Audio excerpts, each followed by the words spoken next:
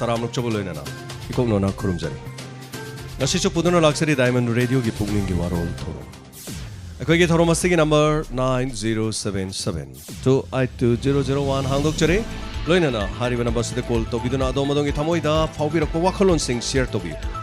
lamdom asida leiriba mepung khudimaki miyam punamaki aning ba apam ba phongdok lena bagi adugumba thorom ma kang tobida di adom na phongdok pirako matamda kana gumba kanglup natraga kana gumba political gi adugumba mari leina na migi sokadaba wafam di pukat pirakan loina na chana kanglon sing hariba diamond radio na hogdok charakpadi gi thoroma sing asi chahi mari mapung phana pungning gi warol thoroma si chathajarak kasigi ahan ba kolo khachage loina na kanana kari hari habadu khamina si hello ming amade life from habi se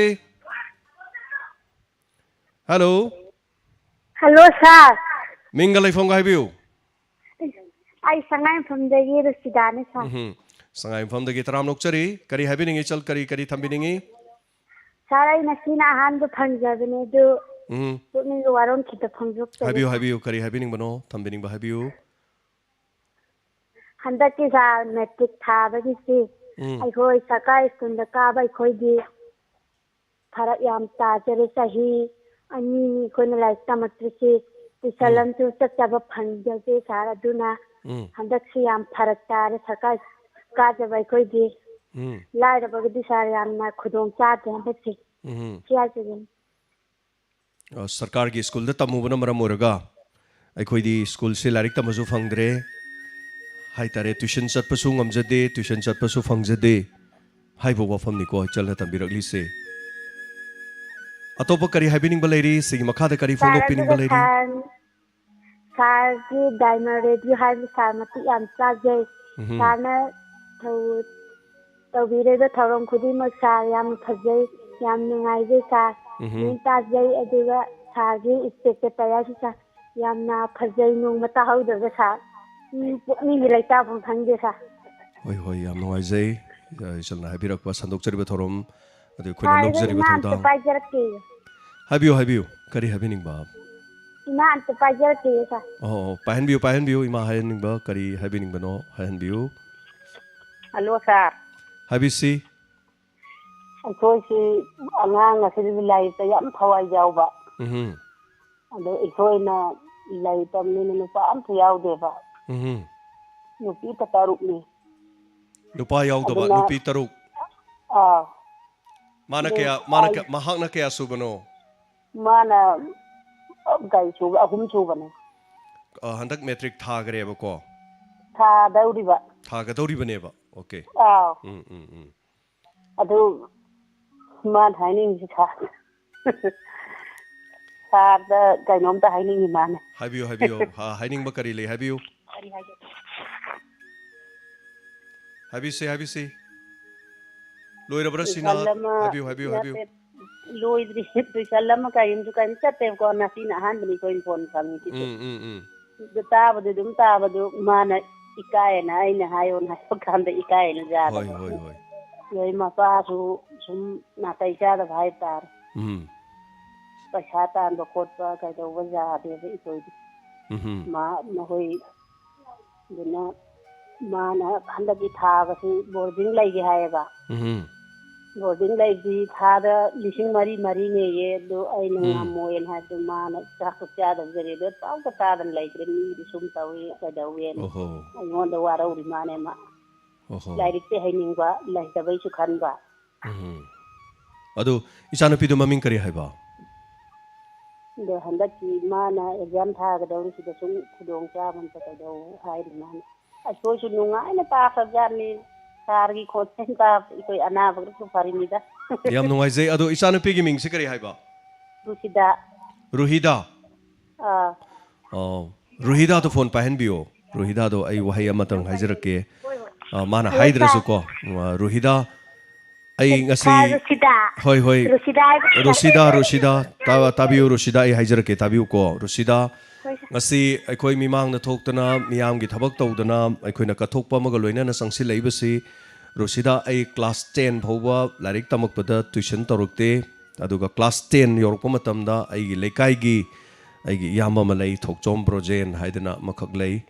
yamba sida class 10 karakpo matam dai mathematics ai khara soli masagi oina ai mathematics yamna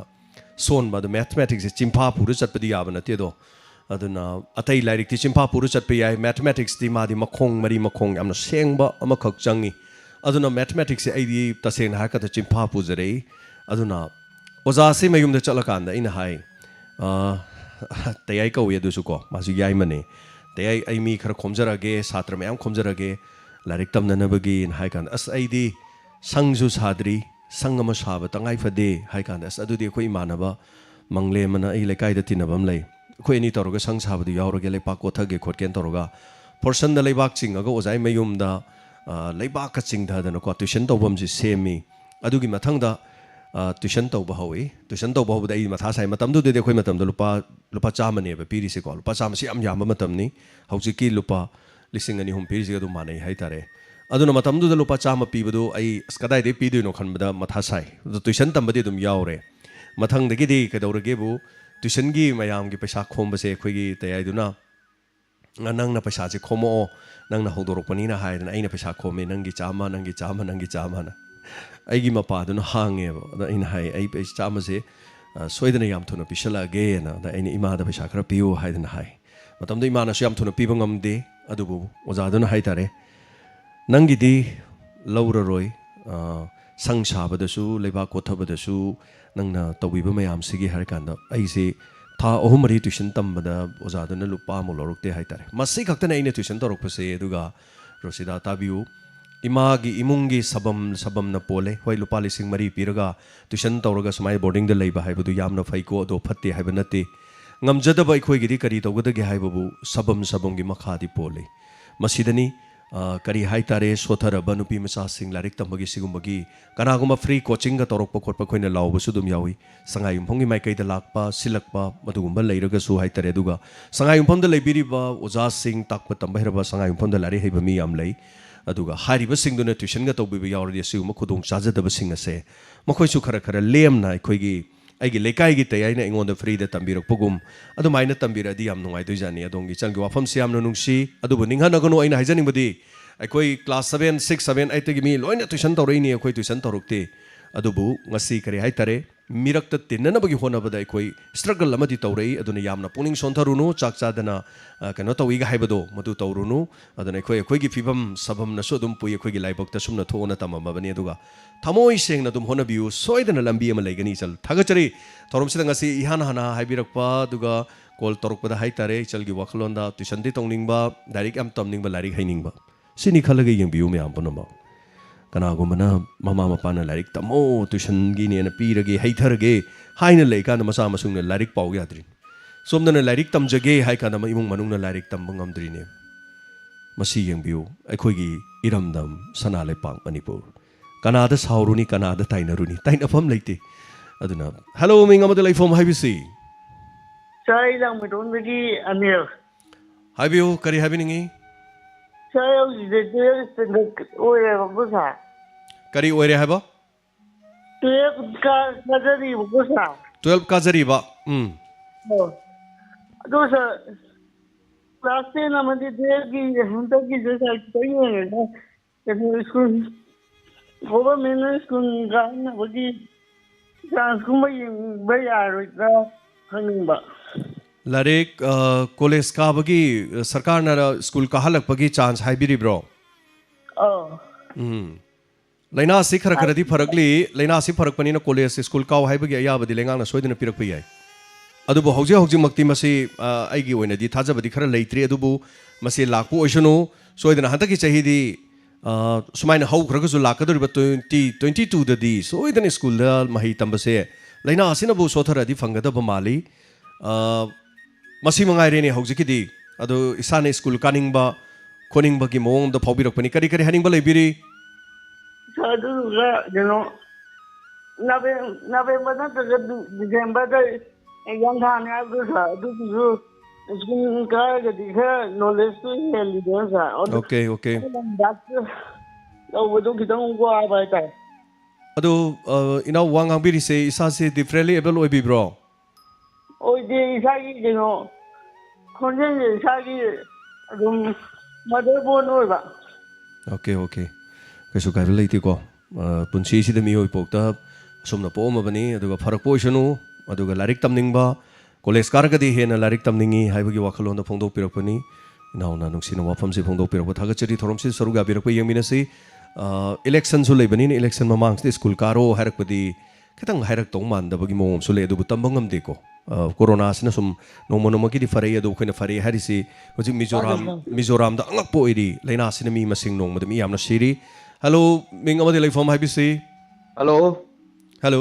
phone tau jole bai hangwok murang palil kai dagi suranjoy saikom ni sir habi si suranjoy kari habi ningi kari wafam thambi ningi ara hojiki mamang da sanga phom dagi chalama ki tamning ba aduga yumgi kudong cha da basing laibudagi tambu phangjade habdi yam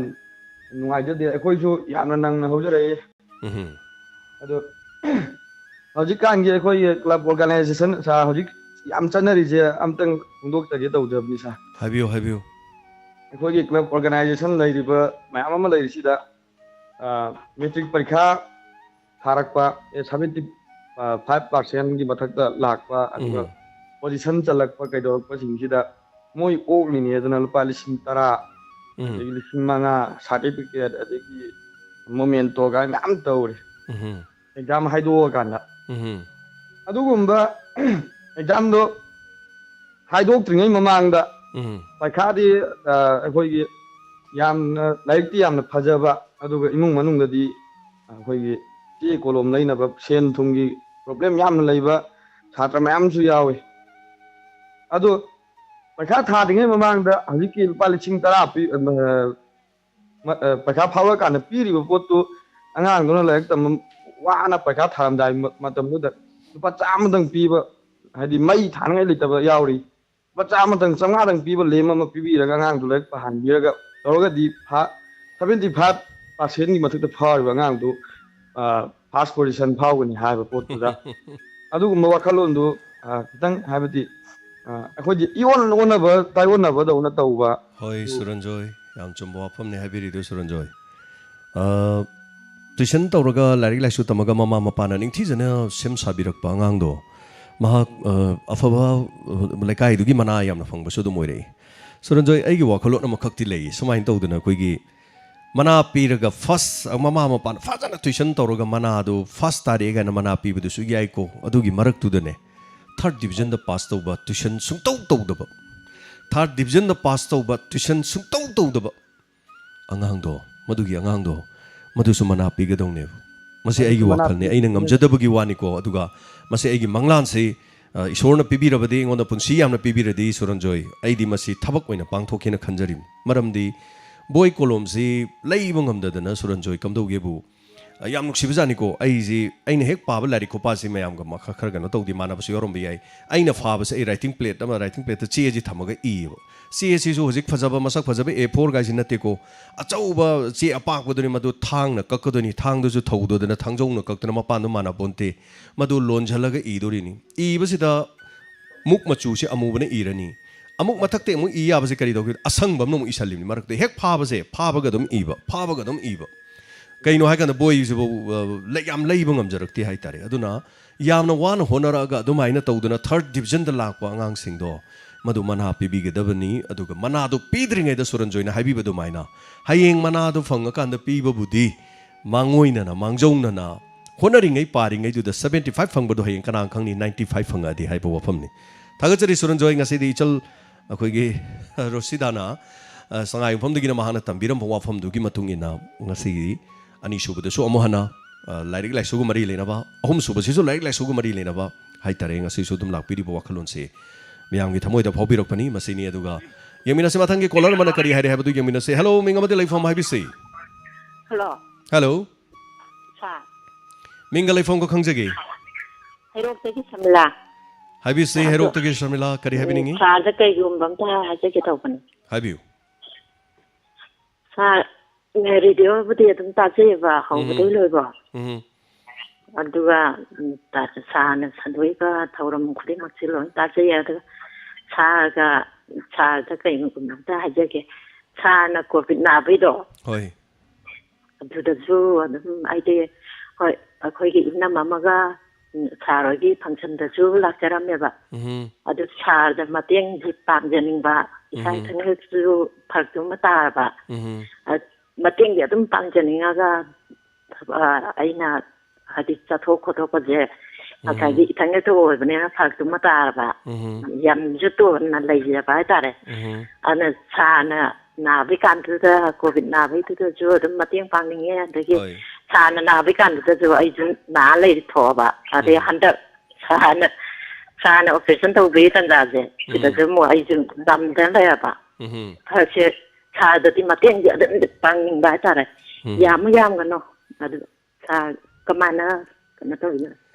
ꯀꯩꯁꯨ ꯀꯥꯏꯕ ꯂꯩꯇꯦ ꯍꯣꯏ ꯀꯩꯁꯨ ꯀꯥꯏꯕ ꯂꯩꯇꯦ ꯑꯗꯣꯝꯅ ꯄꯥꯡꯕꯤꯅꯤꯡꯕꯒꯤ ꯋꯥꯈꯜꯂꯣꯟ ꯐꯥꯎꯔꯤꯗꯣ ꯑꯗꯨꯝ ꯈ꯭ꯋꯥꯏꯗꯒꯤ ꯃꯗꯨ ꯄꯥꯡꯉꯕꯅꯦꯅ ꯑꯗꯨꯝ ꯈꯜꯂꯁꯨ ꯌꯥꯏ ꯑꯗꯨꯒ ꯑꯩꯈꯣꯏꯗꯒꯤ ꯑꯦꯀꯥꯎꯟ ꯅꯝꯕꯔ ꯂꯧꯕꯤꯔꯒ ꯑꯦꯀꯥꯎꯟ ꯅꯝꯕꯔꯗꯣ ꯐꯣꯟꯗ ꯃꯦꯁꯦꯖ ꯊꯥꯕꯤꯔꯛꯑꯒ ꯑꯩꯈꯣꯏꯅ ꯃꯦꯁꯦꯖꯇ ꯑꯗꯣꯝꯒꯤ ꯑꯦꯀꯥꯎꯟ ꯅꯝꯕꯔꯗꯣ ꯑꯩꯈꯣꯏꯗ ꯑꯗꯣꯝꯗ ꯌꯧꯍꯟꯅꯅꯕ ꯄꯤꯖꯔꯒ ꯑꯗꯣꯝꯅ ꯉꯝꯖꯕ ꯈꯔ ꯃꯇꯦꯡ ꯄꯥꯡꯕꯤꯕ ꯌꯥꯏ ꯀꯩꯁꯨ ꯀꯥꯏꯕ ꯂꯩꯇꯦ ꯑꯗꯨꯒ ꯑꯩꯈꯣꯏꯗ ꯄꯥꯡꯕꯤꯔꯛꯄ ꯃꯇꯦꯡ ꯈꯨꯗꯤꯡꯃꯛ ꯗꯥꯏꯃꯟꯒꯤ ꯑꯩꯈꯣꯏꯒꯤ ꯈꯨꯗꯣꯡ ꯆꯥꯖꯗꯕ ꯑꯩꯈꯣꯏꯗ ꯐꯣन ꯇꯧꯔꯛꯄ ꯅꯥꯇꯩ ꯆꯥꯖꯗꯕꯁꯤꯡꯗ ꯑꯩꯈꯣꯏꯅ ꯑꯃꯨꯛ ꯃꯇꯦꯡ ꯄꯥꯡꯊꯣꯛꯏ ꯑꯗꯣ ꯍꯥꯏꯔꯤꯕꯁꯤꯡꯁꯦ ꯍꯥꯏꯇꯥꯔꯦ ꯑꯗꯣꯝꯅ ꯅꯝꯕꯔ ꯂꯧꯕꯤꯕ ꯌꯥꯏ ꯑꯗꯣ ꯀꯔꯤ ꯀꯔꯤ ꯑꯇꯣꯞꯄ ꯆꯤꯊꯕ ꯂꯩꯕꯤꯔꯤ ꯑꯗꯨ ꯁꯥꯔꯒꯤ ꯀꯩꯅꯣꯁꯦ ꯑꯩꯈꯣꯏꯒꯤ ꯇꯌꯥꯏꯁꯦ ꯍꯣꯏ ꯁꯤ ꯑꯊꯦꯡꯕꯩꯁꯨ ꯑꯉꯟꯕꯩꯁꯨ ꯑꯗꯨꯝ ꯆꯥꯏꯑꯕ ꯍꯦꯛ ꯍꯧꯔꯛꯄꯗꯒꯤ ꯄꯨꯡ 9ꯗꯒꯤꯅ ꯄꯨꯡ ꯑꯊꯦꯡꯕꯩꯐꯥꯎ ꯑꯗꯨꯝ ꯆꯥꯏꯑꯕ ꯔꯦꯗꯤꯑꯣꯗ ꯑꯗꯨꯝ ꯇꯥꯖꯕꯅꯦ ꯉꯁꯤꯅ ꯈ꯭ꯋꯥꯏ ꯐꯥꯔꯁꯅꯦꯕ ꯑꯩꯅ ꯐꯣꯟ ꯇꯧꯖꯔꯛꯄꯁꯦ ꯍꯣꯏ ꯑꯗꯣ ꯁꯥꯔꯒꯤ ꯐꯪꯁꯟꯒꯤꯗ ꯀꯩꯅꯣꯗ ꯃꯟꯗꯥꯗ ꯄꯤꯒꯕꯗꯣ ꯍꯣꯏ ꯑꯗꯨ ꯀꯅꯥ ꯑꯣꯏꯕꯤꯔꯒꯦ ꯑꯗꯨꯕꯨ ꯁꯥꯔ ꯑꯝꯇ ꯍꯥꯏꯕꯤꯔꯛꯄ ꯌꯥꯒꯗ꯭ꯔꯥ ꯃꯟꯗꯥꯗ ꯐꯤ ꯄꯤꯕꯗꯤ ꯑꯩꯈꯣꯏꯒꯤ ꯁ꯭ꯇꯥꯐꯁꯤꯡꯅ ꯄꯤꯕꯅꯤ ꯔꯦꯗꯤꯑꯣꯗ ꯊꯕꯛ ꯇꯧꯕ ꯁ꯭ꯇꯥꯐꯇꯨ ꯈꯪꯖꯅꯤꯡꯕ ꯍꯥꯏꯇꯥꯔꯦ ꯁ꯭ꯇꯥꯐꯇꯤ ꯑꯩ ꯍꯧꯖꯤꯛꯃꯛꯇꯤ ꯀꯥꯎꯔꯦ ꯃꯊꯛꯇꯨꯗ ꯁ꯭ꯇꯦꯖꯇ ꯀꯥꯕꯗꯤ ꯁ꯭ꯇꯥꯐ ꯑꯃ ꯀꯧꯔꯒ ꯑꯉꯥꯡꯁꯤꯡ ꯏꯁꯩ ꯇꯝꯕ ꯈꯣꯠꯄ ꯑꯉꯥꯡꯁꯤꯡ ꯑꯗꯨꯔ ꯄꯤꯈꯤꯕꯅꯤ ꯑꯗꯨ ꯁꯥꯔ ꯀꯔꯤꯒꯨꯝꯕ ꯑꯩꯈꯣꯏꯅ ꯂꯥꯛꯑꯒ ꯆꯝꯄ꯭ꯔꯥꯒꯨꯝꯕ ꯀꯣꯝꯂꯥꯒꯨꯝꯕ ꯍꯣꯏ ꯍꯣꯏ ꯀꯩꯁꯨ ꯀꯥꯏꯕ ꯂꯩꯇꯦ ꯑꯗꯨꯝ ꯂꯥꯛꯄ ꯌꯥꯏ ꯊꯥꯕꯒꯤꯗꯤ ꯍꯧꯖꯤꯛꯁꯦ ꯑꯩꯈꯣꯏ ꯊꯥꯐꯝꯁꯦ ꯈꯔ ꯁꯦꯝꯗꯣꯛ ꯁꯦꯝꯖꯤꯟ ꯂꯩꯔꯤ ꯃꯔꯝꯗꯤ ꯗꯥꯏꯃꯟꯅ ꯂꯩꯔꯤꯁꯤ ꯑꯩꯈꯣꯏꯒꯤ ꯍꯦꯛ ꯅꯥꯀꯟꯗ ꯗꯣꯛꯇꯔ ꯄ꯭ꯔꯇꯤꯇꯥ ꯆꯦꯔꯤꯇꯦꯕꯜ ꯇ꯭ꯔꯁ ꯍꯥꯏꯗꯅ ꯍꯣꯁꯄꯤꯇꯥꯜ ꯑꯃꯁꯨ ꯌꯥꯝ ꯀꯟꯅ ꯁꯥꯔꯤ ꯑꯗꯨꯅ ꯍꯣꯁꯄꯤꯇꯥꯜꯁꯤ ꯂꯩꯕꯅꯤꯅ ꯑꯩꯈꯣꯏꯅ ꯄꯣꯠ ꯆꯩꯁꯦ ꯄꯪꯊꯥꯗ ꯊꯥꯗ꯭ꯔꯦ ꯃꯔꯝꯗꯤ ꯍꯩꯀꯣꯜ ꯂꯩꯀꯣꯜ ꯒꯥꯔꯤ ꯄꯥꯛ ꯀꯔꯤ ꯀꯔꯤ ꯍꯣꯁꯄꯤꯇꯥꯜꯒꯤ ꯑꯌꯥꯝꯕ ꯂꯣꯏ ꯑꯣꯏꯔꯛꯀꯗꯕꯅꯤना ꯑꯗꯨꯕꯨ ꯗꯥꯏꯃꯟꯒꯤ ꯂꯩꯖꯔꯤꯕ ꯃꯐꯝ ꯈꯔꯁꯤꯗ ꯑꯗꯨꯝ ꯇꯧꯕ ꯌꯥꯏ ꯑꯗꯨꯒ ꯍꯩ ꯔꯥ ꯑꯣꯏꯅ ꯊꯝꯕꯤꯔꯝꯕꯁꯨ ꯀꯔꯤꯁꯨ ꯀꯥꯏꯗꯦꯅ ꯑꯗꯨꯃꯥꯏꯅ ꯍꯥꯏꯖꯒꯦ ꯁꯣ ꯊꯦꯡꯛ ꯌꯨ ꯁꯣ ꯃꯆ ꯍꯥꯏꯕꯤꯔꯛꯄꯁꯤꯒꯤꯗꯃꯛ ꯑꯗꯨꯒ ꯅꯥꯗ ꯌꯦꯛꯇꯅ ꯂꯩꯕꯤꯌꯨ ꯊꯧꯔꯝ ꯇꯥꯕꯤꯌꯨ ꯁꯄꯣꯔꯠ ꯇꯧꯕꯤꯌꯨ ꯑꯩꯈꯣꯏꯅ ꯇꯧꯖꯔꯤꯕ ꯄꯨꯝꯅꯃꯛꯁꯦ ꯗꯥꯏꯃꯟ ꯍꯣꯠꯅꯔꯤꯁꯤ ꯀꯅꯥꯒꯨꯝꯕ ꯀꯥꯡꯂꯨꯞ ꯑꯃꯠꯇꯒꯤ ꯅꯠꯇꯦ ꯑꯩꯈꯣꯏ ꯃꯌꯥꯝ ꯄꯨꯝꯅꯃꯛꯀꯤꯅꯤ ꯍꯥꯏꯖꯕ ꯇꯥꯔꯦ ꯁꯣ ꯊꯦꯡꯛ ꯌꯨ ꯁꯣ ꯃꯆ ꯃꯊꯪꯒꯤ ꯀꯣꯂꯔ ꯑꯃꯅ ꯀꯔꯤ ꯍꯥꯏꯔꯦ ꯍꯥꯏꯕꯗꯨ ꯌꯦꯡꯃꯤꯟꯅꯁꯤ ꯍꯜꯂꯣ ꯃꯤꯡ ꯑꯃꯗꯤ ꯂꯩꯐꯝ ꯍꯥꯏꯕꯤꯌꯨ ꯍꯜꯂꯣ ꯑꯩ ꯀꯩꯝꯇ ꯍꯪꯖꯒꯦ ꯐꯖꯔꯕ ꯑꯗꯣꯝꯒꯤ ꯂꯩꯐꯝ ꯃꯤꯡ ꯑꯝꯇ ꯈꯪꯖꯒꯦ ꯏꯍꯥꯟ ꯍꯥꯟꯅ ꯑꯩ ꯁꯅꯥꯝꯗꯒꯤꯅꯤ ꯑꯦꯝ ꯀꯦ ꯁꯤꯡ ꯇꯧꯔ ꯑꯩ ꯀꯩꯝꯇ ꯍꯥꯏꯖꯒꯦ ꯀꯩꯅꯣꯅꯦ ꯊꯕꯛ ꯏꯝꯄ꯭ꯂꯣꯏ ꯊꯕꯛ ꯇꯧꯔꯝꯕꯗ ꯍꯜꯂꯣ ꯀꯔꯤ ꯍꯥꯏꯕꯤꯕ ꯊꯕꯛ ꯇꯧꯔꯒ ꯄꯦꯟꯁꯤꯟ ꯔꯤꯇꯥꯌꯔ ꯑꯣꯏꯕ ꯆꯍꯤ 2 ꯁꯨꯔꯦꯕ ꯍꯧꯖꯤꯛ ꯁꯔꯀꯥꯔꯅ ꯄꯦꯟꯁꯤꯟ ꯀꯩꯅꯣꯗꯤ ꯄꯤꯊꯣꯛꯄꯤꯗ꯭ꯔꯦ ꯏꯃꯨꯡ ꯃꯅꯨꯡꯗꯤ ꯇꯣꯂꯣꯞ ꯐꯪꯕ ꯁꯤꯡꯕ ꯀꯣꯟꯅꯗꯕꯗꯨꯗ ꯆꯍꯤ 2 ꯐꯪꯗꯅ ꯂꯩꯔꯛꯄꯗꯤ ꯏꯆꯥ ꯏꯁꯨꯁꯤꯡ ꯊꯛꯐꯝꯁꯨ ꯈꯪꯗ꯭ꯔꯦ ꯃꯁꯤꯕꯨ ꯒꯣꯔꯃꯦꯟꯒꯤ ꯀꯩꯅꯣ ꯃꯃꯥꯡꯗ ꯁꯨꯁꯥꯏꯠ ꯇꯧꯔ ꯁꯤꯕ ꯀꯥꯟ ꯃꯁꯤ ꯒꯣꯔꯃꯦꯟꯅ ꯁꯤꯡꯒꯗ꯭ꯔꯣ ꯌꯥꯝ ꯂꯨꯕ ꯋꯥꯐꯝꯅꯤ ꯑꯗꯣꯝꯒꯤꯁꯨ ꯇꯦꯟꯁꯟ ꯑꯃ ꯂꯩꯔꯒ ꯐꯣꯟꯁꯤ ꯇꯧꯕꯤꯔꯛꯏ ꯆꯍꯤ 2 ꯐꯖꯅꯕ ꯇꯣꯂꯣꯞ ꯐꯪꯅ ꯁꯤꯖꯤꯟꯅꯕ ꯉꯥꯛꯇ ꯀꯣꯟꯅꯔꯛꯇꯕꯗꯤ ꯆꯍꯤ 2 ꯐꯪꯗꯅ ꯁꯨꯝ ꯂꯩꯁꯤꯜꯂꯛꯄꯗꯤ ꯑꯋꯥꯕ ꯑꯃ ꯑꯣꯏꯔꯦꯕ ꯑꯩꯈꯣꯏꯗꯗꯤ ꯃꯗꯨ ꯃꯔꯤ ꯂꯩꯅꯕ ꯗꯤꯄꯥꯔꯠꯃꯦꯟꯁꯤꯡꯗ ꯆꯦꯟꯕ ꯈꯣꯠꯄ ꯑꯗꯨꯝ ꯇꯧꯕꯤꯔꯤꯕ ꯅꯠꯇ꯭ꯔꯣ ꯆꯦꯜꯂꯤꯅꯦ ꯑꯗꯨ ꯀꯩꯅꯣ ꯊꯤꯡꯖꯤꯜꯂ ꯁꯨꯝ ꯊꯝ ꯂꯩꯔꯦ ꯀꯃꯥꯏꯅ ꯇꯧꯗꯧꯅꯣ ꯒ꯭ꯌꯥꯟ ꯇꯥꯗ꯭ꯔꯦꯅꯦ ꯀꯅꯥꯗ ꯍꯥꯏꯔ ꯃꯁꯤ ꯔꯦꯗꯤꯑꯣꯗꯁꯨ ꯍꯥꯏꯇꯥꯔꯦ ꯑꯣꯜ ꯏꯟꯗꯤꯌꯥ ꯔꯦꯗꯤꯑꯣꯗꯁꯨ ꯂꯤꯂꯥꯒ ꯌꯥꯝ ꯁꯟꯗꯣꯛꯈꯤ DDKꯗꯁꯨ ꯂꯤꯂꯥ ꯌꯥꯝ ꯁꯟꯗꯣꯛꯈꯤ ꯑꯩꯈꯣꯏꯒꯤ ꯑꯆꯧꯕ ꯑꯣꯐꯤꯁꯥꯔꯁꯤꯡꯁꯤꯅ ꯊꯕꯛꯀ ꯇꯧꯔꯝꯕ ꯅꯠꯇ꯭ꯔꯒ ꯁꯔꯀꯥꯔꯒꯤ ꯊꯕꯛ ꯇꯧꯕ ꯃꯤ ꯑꯃꯅ ꯊꯕꯛ ꯇꯧꯔꯝꯃꯒ ꯄꯦꯟꯁꯤꯟꯒꯤꯗꯃꯛ ꯀꯣꯏꯆꯦꯟ ꯆꯦꯟꯕꯗ ꯃꯍꯥꯛꯀꯤ ꯁ꯭ꯇꯥꯐ ꯂꯩꯔꯤꯕ ꯍꯥꯟꯅ ꯊꯕꯛ ꯇꯧꯃꯤꯟꯅꯔꯝꯕ ꯐꯥꯎꯕꯅꯁꯨ ꯊꯧꯑꯣꯏꯕꯤꯔꯛꯇꯕ ꯍꯥꯏꯇꯥꯔꯦ ꯍꯣꯏ ꯑꯗꯣꯝꯒꯤ ꯋꯥꯈꯜ ꯑꯗꯣꯝꯅ ꯇꯝꯕꯤꯔꯛꯂꯤꯕ ꯋꯥꯐꯝꯁꯤꯁꯨ ꯅꯨꯡꯉꯥꯏꯕꯗꯤ ꯅꯠꯇ꯭ꯔꯦ ꯑꯗꯣꯝꯅ ꯍꯥꯏꯕꯤꯔꯛꯂꯤꯕꯁꯤ ꯑꯗꯨ ꯑꯩꯈꯣꯏꯒꯤ ꯃꯥꯏꯀꯩꯗꯒꯤꯗꯤ ꯃꯔꯤ ꯂꯩꯅꯕꯁꯤꯡꯅ ꯌꯦꯡꯁꯤꯟꯕꯤꯕ ꯑꯣꯏꯁꯅꯨ ꯍꯥꯏꯅ ꯍꯥꯏꯖꯕꯁꯤ ꯅꯠꯇꯅ ꯀꯔꯤ ꯍꯥꯏꯔꯨꯅꯤ ꯑꯗꯣꯝꯒꯤ ꯋꯥꯀꯠ ꯅꯨꯡꯉꯥꯏꯖꯗꯦ ꯍꯣꯏ ꯊꯕꯛ ꯇꯧꯕ ꯀꯨꯏꯔꯦ ꯇꯣꯛꯄ ꯀꯨꯏꯔꯦ ꯑꯗꯣ ꯍꯧꯖꯤꯛ ꯐꯥꯎꯕ ꯄꯦꯟꯁꯟ ꯄꯤꯕꯤꯗꯦ ꯍꯥꯏꯕ ꯋꯥꯐꯝꯁꯤꯅꯤ ꯊꯥꯒꯠꯆꯔꯤ ꯑꯗꯣꯝꯒꯤ ꯋꯥꯀꯠ ꯍꯥꯏꯕꯤꯔꯛꯄꯁꯤꯒꯤꯗꯃꯛꯇꯗꯤ ꯄꯨꯛꯅꯤꯡꯒꯤ ꯋꯥꯔꯣꯜꯗ ꯑꯗꯨꯒ ꯀꯔꯤ ꯍꯥꯏꯗꯣꯏꯅꯣ ꯃꯁꯤ ꯑꯩꯅ ꯍꯥꯏꯖꯔꯤꯗꯣ ꯉꯁꯥꯏ ꯂꯤꯂꯥ ꯐꯥꯎꯕꯗ ꯔꯦꯗꯤꯑꯣ ꯂꯤꯂꯥ ꯑꯗꯒꯤ ꯇꯤꯚꯤ ꯁꯤꯔꯤꯌꯦꯜ ꯇꯦꯂꯤꯄ꯭ꯂꯦꯗꯁꯨ ꯃꯁꯤ ꯂꯩꯌꯦ ꯃꯁꯤ ꯁꯨꯃꯥꯏꯅ ꯇꯧꯕꯁꯦ ꯑꯦꯅꯤꯋꯦ ꯃꯊꯪꯒꯤ ꯀꯣꯂꯔ ꯑꯃꯅ ꯀꯔꯤ ꯍꯥꯏꯔꯤ ꯍꯥꯏꯕꯗꯨ ꯑꯃꯨꯛ ꯈꯪꯃꯤꯟꯅꯁꯤ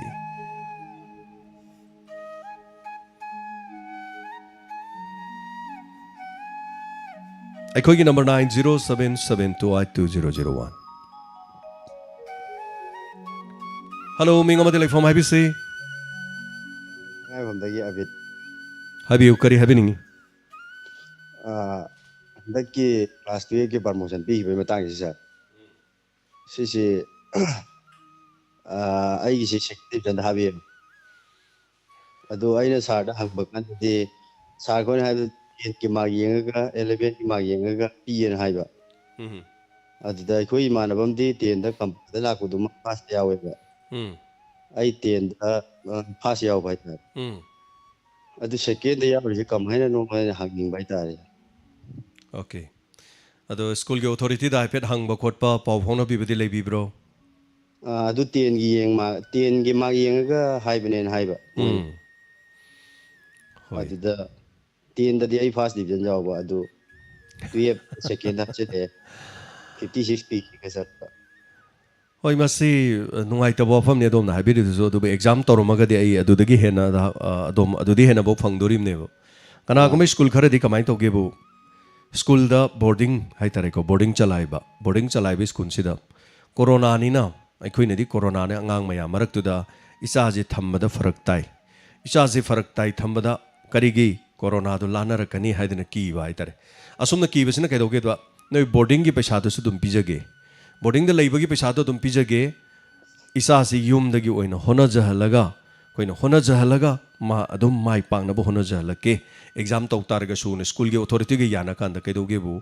boarding the labor angang the first division no hapaga yum the gidmai honajarake have the first division hapak trimnidra promotion the niko haise exam to basu natabaduda so my to basigum basisum lay do kari hai tare dongi sam no IT kari kari chitaba lay am to have you ai lajaba so school jo azagi boarding hostel da lay jabneba aduga yaudi yor sekna hoini yaudi yauraga aigi career ma hai tare niko 12 the hex second lakh pudo adubu ai mo haizage maming chatpa masak maming naireba mioi kya hai tare yam sengna 12 fawbada mark yamna phangaktra su makha taba magi tungda lakadori baduna magi career adum semba yai karimta kaiba lete maduna maram orakanda dom lekha taba mi mo oigani haibagi manglan karimta mangbirunu third division da la asune madugi makha tarakpada adom na graduate adom na completely madu yam fajana tawbunga maba adugi mathangda hayeng MA MPhil torga doctorate kind of phangba yai DR gaido dongi ming mamang da tappa yai aduna inawi bungo karimta ningha nabirunu adongi afabadi kupsilaga thambanga moy adom na maduna parama oiraga singnaba mo oirakanda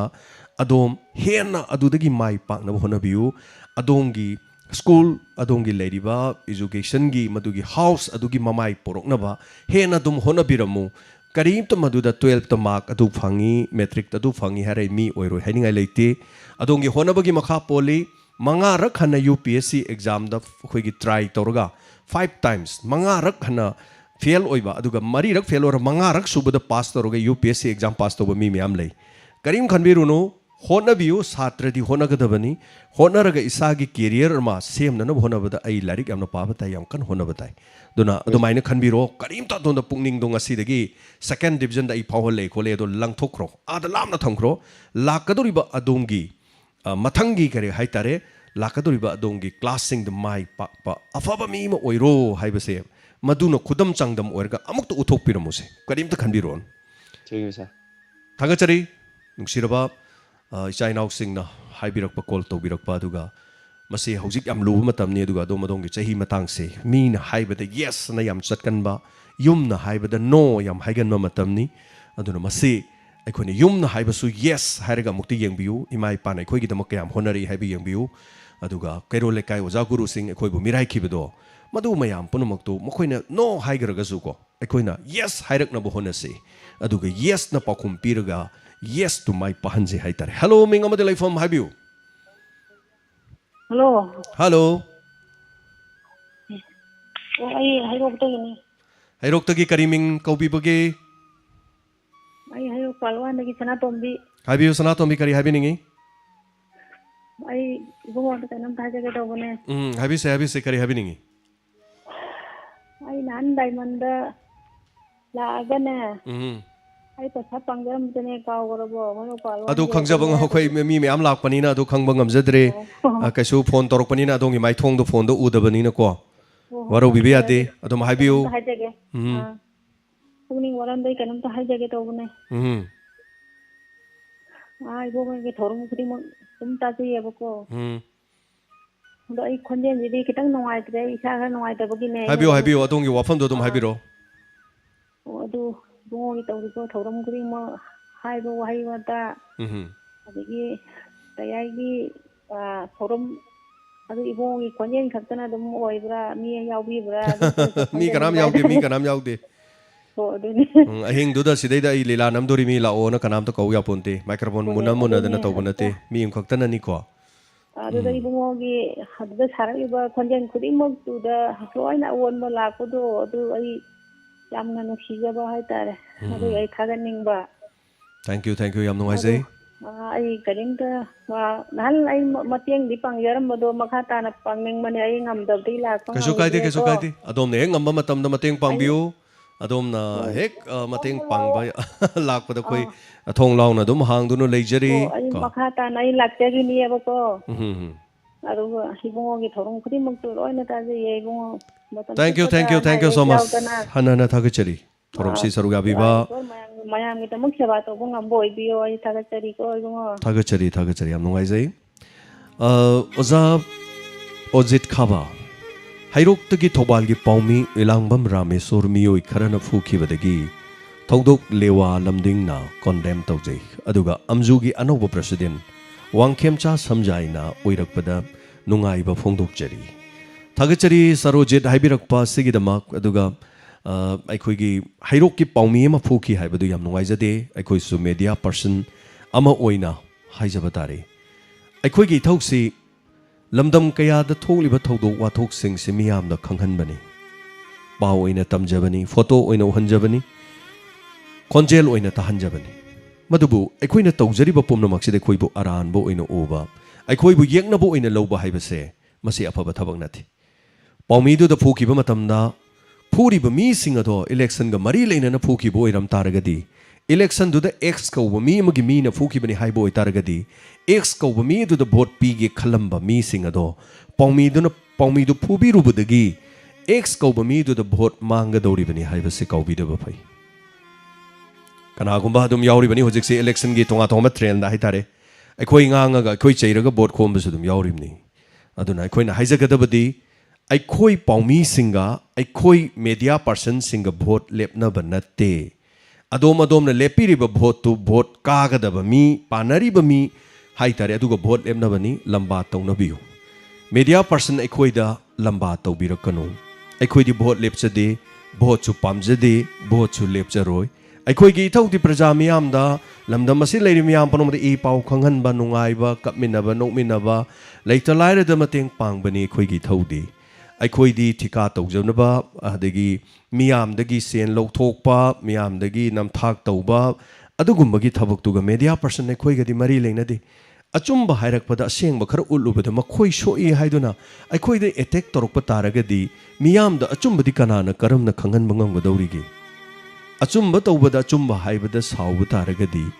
ꯃꯤꯌꯥꯝꯒꯤ ꯃꯇꯧ ꯀꯔꯝꯅ ꯂꯨꯆꯤꯡꯕ ꯑꯣꯏꯒꯗꯧꯔꯤꯕꯅꯣ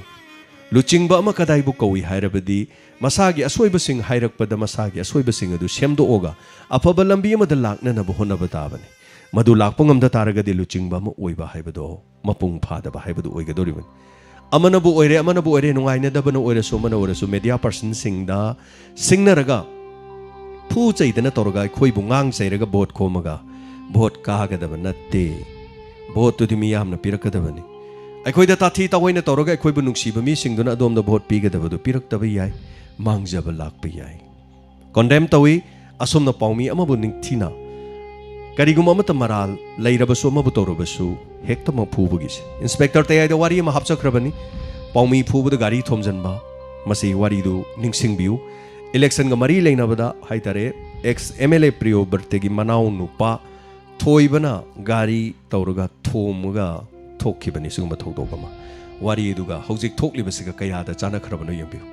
anyway ꯑꯃ ꯑꯣꯏꯔꯦ hello ꯃꯤꯡ ꯑꯃꯗꯤ ꯂꯩꯐꯝ ꯍꯥꯏꯕꯤꯁꯤ ꯇꯥꯃꯣ ꯒꯨꯗ ꯃꯣꯔꯅꯤꯡ ꯏꯚꯤꯅꯤꯡ ꯍꯥꯏꯒꯦ ꯇꯥꯃꯣ ꯇꯔꯥꯝ ꯅꯣꯛꯆꯔꯤ ꯃꯤꯡꯒ ꯂꯩꯐꯝꯒ ꯈꯪꯖꯒꯦ ꯇꯥꯃꯣ ꯊꯥꯒꯠꯆꯒꯦ ꯑꯩ ꯋꯥꯡꯖꯤꯡ ꯇꯦꯛꯆꯝ ꯂꯩꯀꯥꯏꯗꯒꯤ ꯇꯦꯛꯆꯝ ꯂꯥꯛꯄꯤꯌꯣ ꯑꯩ ꯇꯥꯃꯣꯗ ꯐꯣꯟ ꯇꯧꯖꯔꯛꯏꯁꯦ ꯊꯥꯒꯠꯆꯔꯤ ꯇꯔꯥꯝ ꯅꯣꯛꯆꯔꯤ ꯍꯥꯏꯕꯤꯌꯨ ꯀꯔꯤ ꯋꯥꯐꯝ ꯐꯣꯡꯗꯣꯛꯄꯤꯅꯤꯡꯉꯤ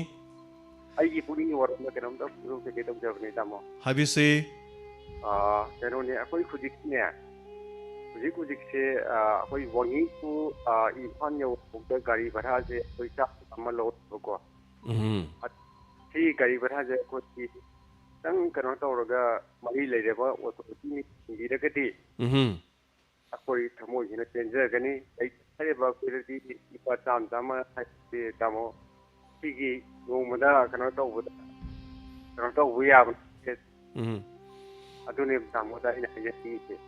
ꯊꯥꯒꯠꯆꯔꯤ ꯋꯥꯐꯝꯁꯤꯅ ꯂꯣꯏꯕꯤꯔꯕ꯭ꯔꯣ ꯑꯇꯣꯞꯄ ꯀꯔꯤ ꯍꯥꯏꯕꯤꯅꯤꯡꯕ ꯂꯩꯕꯤꯔꯤ ꯂꯝꯕꯤꯒꯤ ꯑꯩꯈꯣꯏꯒꯤ ꯂꯩꯋꯥꯛ ꯇꯞꯀꯤ ꯑꯩꯈꯣꯏꯒꯤ ꯁꯥꯔꯣꯖꯤꯠꯅ ꯇꯧꯕꯤ ꯑꯩꯈꯣꯏ ꯕꯔꯥꯒꯤ ꯒꯦꯠꯀꯅꯤꯅ ꯍꯥꯏꯕꯒꯤ ꯄꯥꯎꯒꯤ ꯇꯥꯖꯔꯦ ꯑꯗꯨ ꯑꯗꯨꯒꯤꯗꯣ ꯈꯤꯇꯪ ꯀꯩꯅꯣ ꯇꯧꯕꯤꯔꯒꯗꯤ ꯅꯨꯡꯉꯥꯏꯖꯒꯅꯤꯅ ꯊꯥꯒꯠꯆꯔꯤ ꯚꯔꯥꯁꯤ ꯄ꯭ꯔꯣꯕ꯭ꯂꯦꯝ ꯌꯥꯝ ꯑꯣꯏꯔꯕꯅꯤ ꯚꯔꯥꯁꯦ ꯑꯗꯨꯕꯨ ꯃꯈꯣꯏꯅꯁꯨ ꯂꯣꯏꯅ ꯍꯦꯛꯇ ꯍꯦꯟꯒꯠꯄꯒꯤ ꯋꯥ ꯅꯠꯇꯦ ꯊꯥꯎꯁꯨ ꯌꯥꯝ ꯇꯥꯡꯉꯤ ꯑꯗꯨ ꯃꯈꯣꯏꯅ ꯆꯨꯝꯕ ꯈꯔꯁꯨ ꯑꯗꯨꯝ ꯂꯩ ꯄ꯭ꯔꯖꯥꯅ ꯆꯨꯝꯕ ꯈꯔꯁꯨ ꯂꯩ ꯑꯗꯨꯕꯨ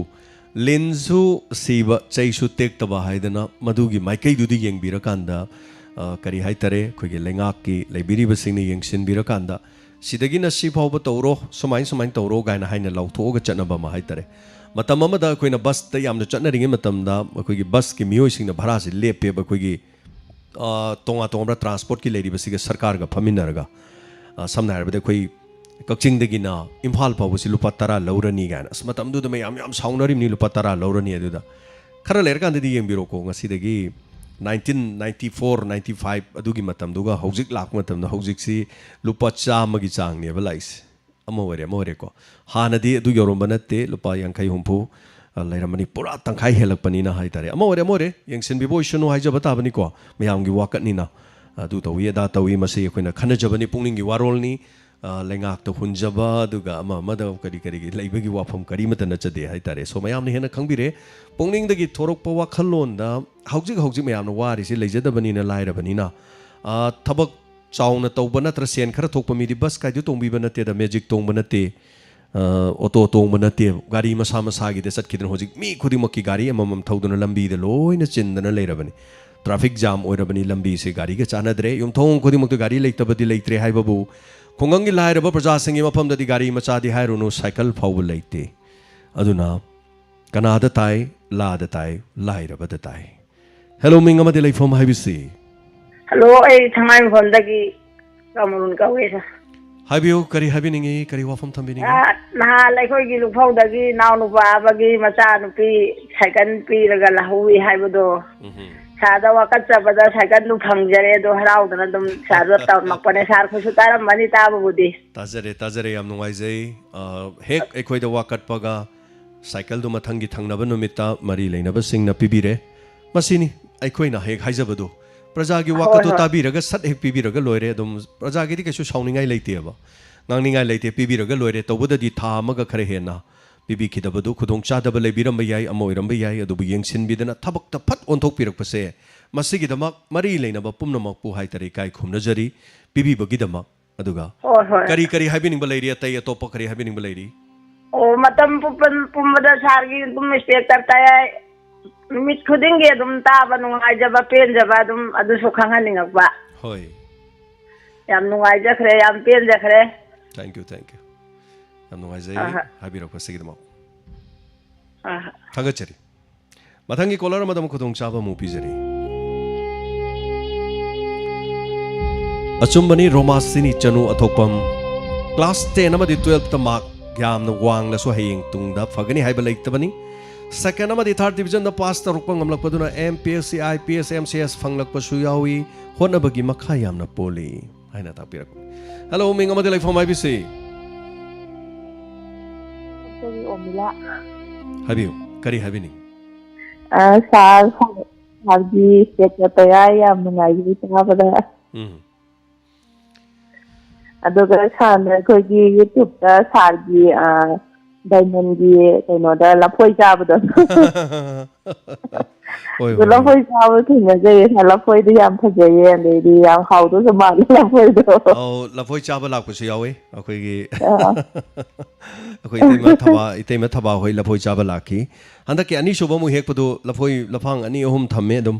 ꯑꯗꯨ ꯀꯔꯤ ꯍꯥꯏꯇꯥꯔꯦ ꯑꯩꯁꯨ ꯑꯣꯄꯔꯦꯁꯟ ꯇꯧꯔꯨꯕ ꯑꯗꯨꯅ ꯑꯩ ꯑꯣꯄꯔꯦꯁꯟ ꯇꯧꯕꯅꯦ ꯑꯩ ꯂꯩꯔꯝꯃꯣꯏꯅ ꯈꯟꯕꯅꯅꯤ ꯈꯪꯗꯦ ꯃꯤꯁꯦ ꯈꯔ ꯂꯥꯛꯄ ꯈꯔ ꯋꯥꯠꯈꯤꯕ ꯑꯗꯨ ꯂꯥꯞꯅ ꯂꯥꯛꯈꯤꯕ ꯏꯆꯤꯟ ꯏꯅꯥꯎ ꯈꯔꯗꯤ ꯑꯩꯅ ꯗꯥꯏꯃꯟꯒꯤ ꯂꯐꯣꯏꯗꯨꯅꯦꯅ ꯍꯧꯒꯠꯂꯒ ꯌꯦꯜꯂꯦ ꯑꯗꯣ ꯃꯣꯏꯅ ꯆꯥꯈꯤꯕꯗꯣ ꯌꯥꯝ ꯅꯨꯡꯉꯥꯏ ꯍꯥꯏꯇꯥꯔꯦ ꯑꯗꯣ ꯂꯐꯣꯏ ꯂꯐꯥꯡ ꯑꯅꯤꯃꯨꯛꯇꯤ ꯀꯔꯤ ꯍꯥꯏꯇꯥꯔꯦ ꯃꯌꯥꯝ ꯂꯥꯛꯄ ꯉꯥꯏꯕꯗ ꯑꯩꯈꯣꯏꯅ ꯑꯗꯨꯝ ꯄꯜꯂꯤ ꯇꯧꯗꯅ ꯑꯗꯨꯝ ꯆꯥꯊꯣꯛꯑꯦ ꯍꯥꯏꯇꯥꯔꯦꯅꯦ ꯑꯗꯒꯤ ꯁꯥꯔꯒꯤ ꯑꯩꯈꯣꯏꯒꯤ ꯁꯥꯔꯒꯤ ꯀꯥꯗ ꯁꯣꯐꯥ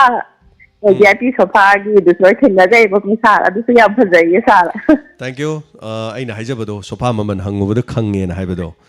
ꯁꯣꯐꯥꯗꯣ ꯌꯥꯝ ꯐꯖꯕ ꯁꯣꯐꯥ ꯑꯩ ꯇꯨꯡꯗ ꯈꯤꯜꯂꯤꯁꯦ ꯑꯩ ꯃꯃꯜꯗꯤ ꯀꯌꯥꯅꯣ ꯍꯥꯏ 53 ꯍꯥꯏꯔꯤ ꯑꯁ ꯑꯩꯅ ꯈꯟꯕ 35 ꯁꯥꯔ ꯑꯩꯈꯣꯏꯒꯤ ꯃꯐꯝ ꯑꯝꯇꯒ ꯑꯩꯈꯣꯏꯒꯤ ꯍꯩꯔꯣꯛꯁꯦ ꯕꯣꯠ ꯌꯥꯝꯅ ꯀꯜꯂꯦ ꯁꯥꯔ ꯑꯩꯈꯣꯏꯒꯤ ꯑꯃꯔꯣꯝꯗ ꯏꯪꯂꯤꯁ ꯐꯤꯂꯝꯒ ꯆꯞ ꯃꯥꯟꯅꯔꯦ ꯑꯩꯈꯣꯏ ꯍꯩꯔꯣꯛꯁꯦ ꯐꯨꯅꯕꯒ ꯀꯞꯐꯥꯏꯅꯕꯒ ꯂꯣꯏꯔꯦ ꯌꯥꯝꯅ ꯊꯥꯖꯗꯅ ꯃꯃꯥꯡꯗ ꯇꯧꯈꯤꯗꯕ ꯃꯑꯣꯡ ꯑꯃꯗ ꯇꯧꯁꯜꯂꯛꯏ ꯅꯣꯡꯃꯩꯒꯁꯨ ꯌꯥꯝꯅ ꯀꯥꯞꯄꯦ ꯑꯗꯨꯒꯤ ꯃꯊꯪꯗ ꯑꯃꯨꯛꯁꯨ ꯒꯦꯠꯇꯒ ꯀꯩꯅꯣ ꯅꯣꯡꯃꯩ ꯌꯥꯝ ꯀꯥꯞꯄꯦꯅ ꯁꯣꯁꯤꯌꯦꯜ ꯃꯤꯗꯤꯌꯥꯗꯒ ꯌꯥꯝ ꯎꯖꯩ ꯀꯣ ꯑꯁ ꯑꯩꯈꯣꯏ ꯏꯪꯂꯤꯁ ꯐꯤꯂꯝꯒ ꯆꯞ ꯃꯥꯟꯅꯔꯦ ꯁꯥꯔ ꯑꯩꯈꯣꯏ ꯍꯩꯔꯣꯛꯁꯦ ꯑꯗꯨ ꯏꯪꯂꯤꯁ ꯐꯤꯂꯝ ꯌꯦꯡꯉꯤꯉꯩꯗ ꯃꯔꯨꯗꯣ ꯐꯤꯂꯝꯗꯗꯤ ꯃꯔꯨꯗꯣ ꯄꯥꯏꯊꯣꯔꯛꯑꯒ ꯄꯥꯜꯂꯣꯏ ꯑꯗꯣ ꯑꯗꯣꯝꯅ ꯌꯦꯡꯉꯤꯗꯨꯗꯤ ꯗꯥꯏꯔꯦꯛ ꯂꯥꯏꯚꯅꯤꯅꯀꯣ ꯌꯦꯡꯕ ꯈꯣꯠꯄꯗ ꯅꯣꯡꯃꯩ ꯃꯔꯨꯗꯣ ꯄꯥꯏꯊꯣꯔꯛꯀꯅꯤ ꯃꯌꯥꯝ ꯆꯦꯛꯁꯤꯟꯅ ꯂꯩꯕꯤꯌꯨ ꯍꯥꯏꯇꯥꯔꯦꯅꯦꯀꯣ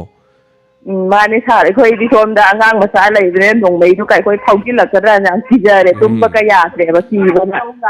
ꯍꯣꯏ ꯃꯁꯤ ꯐꯛꯂꯥꯡꯒꯥꯏꯁꯦ ꯆꯦꯛꯅ ꯔꯥꯎꯟ ꯑꯝꯇꯪ ꯇꯨꯝꯐꯝꯗꯣ ꯀꯣꯏꯁꯟꯗ꯭ꯔꯗꯤ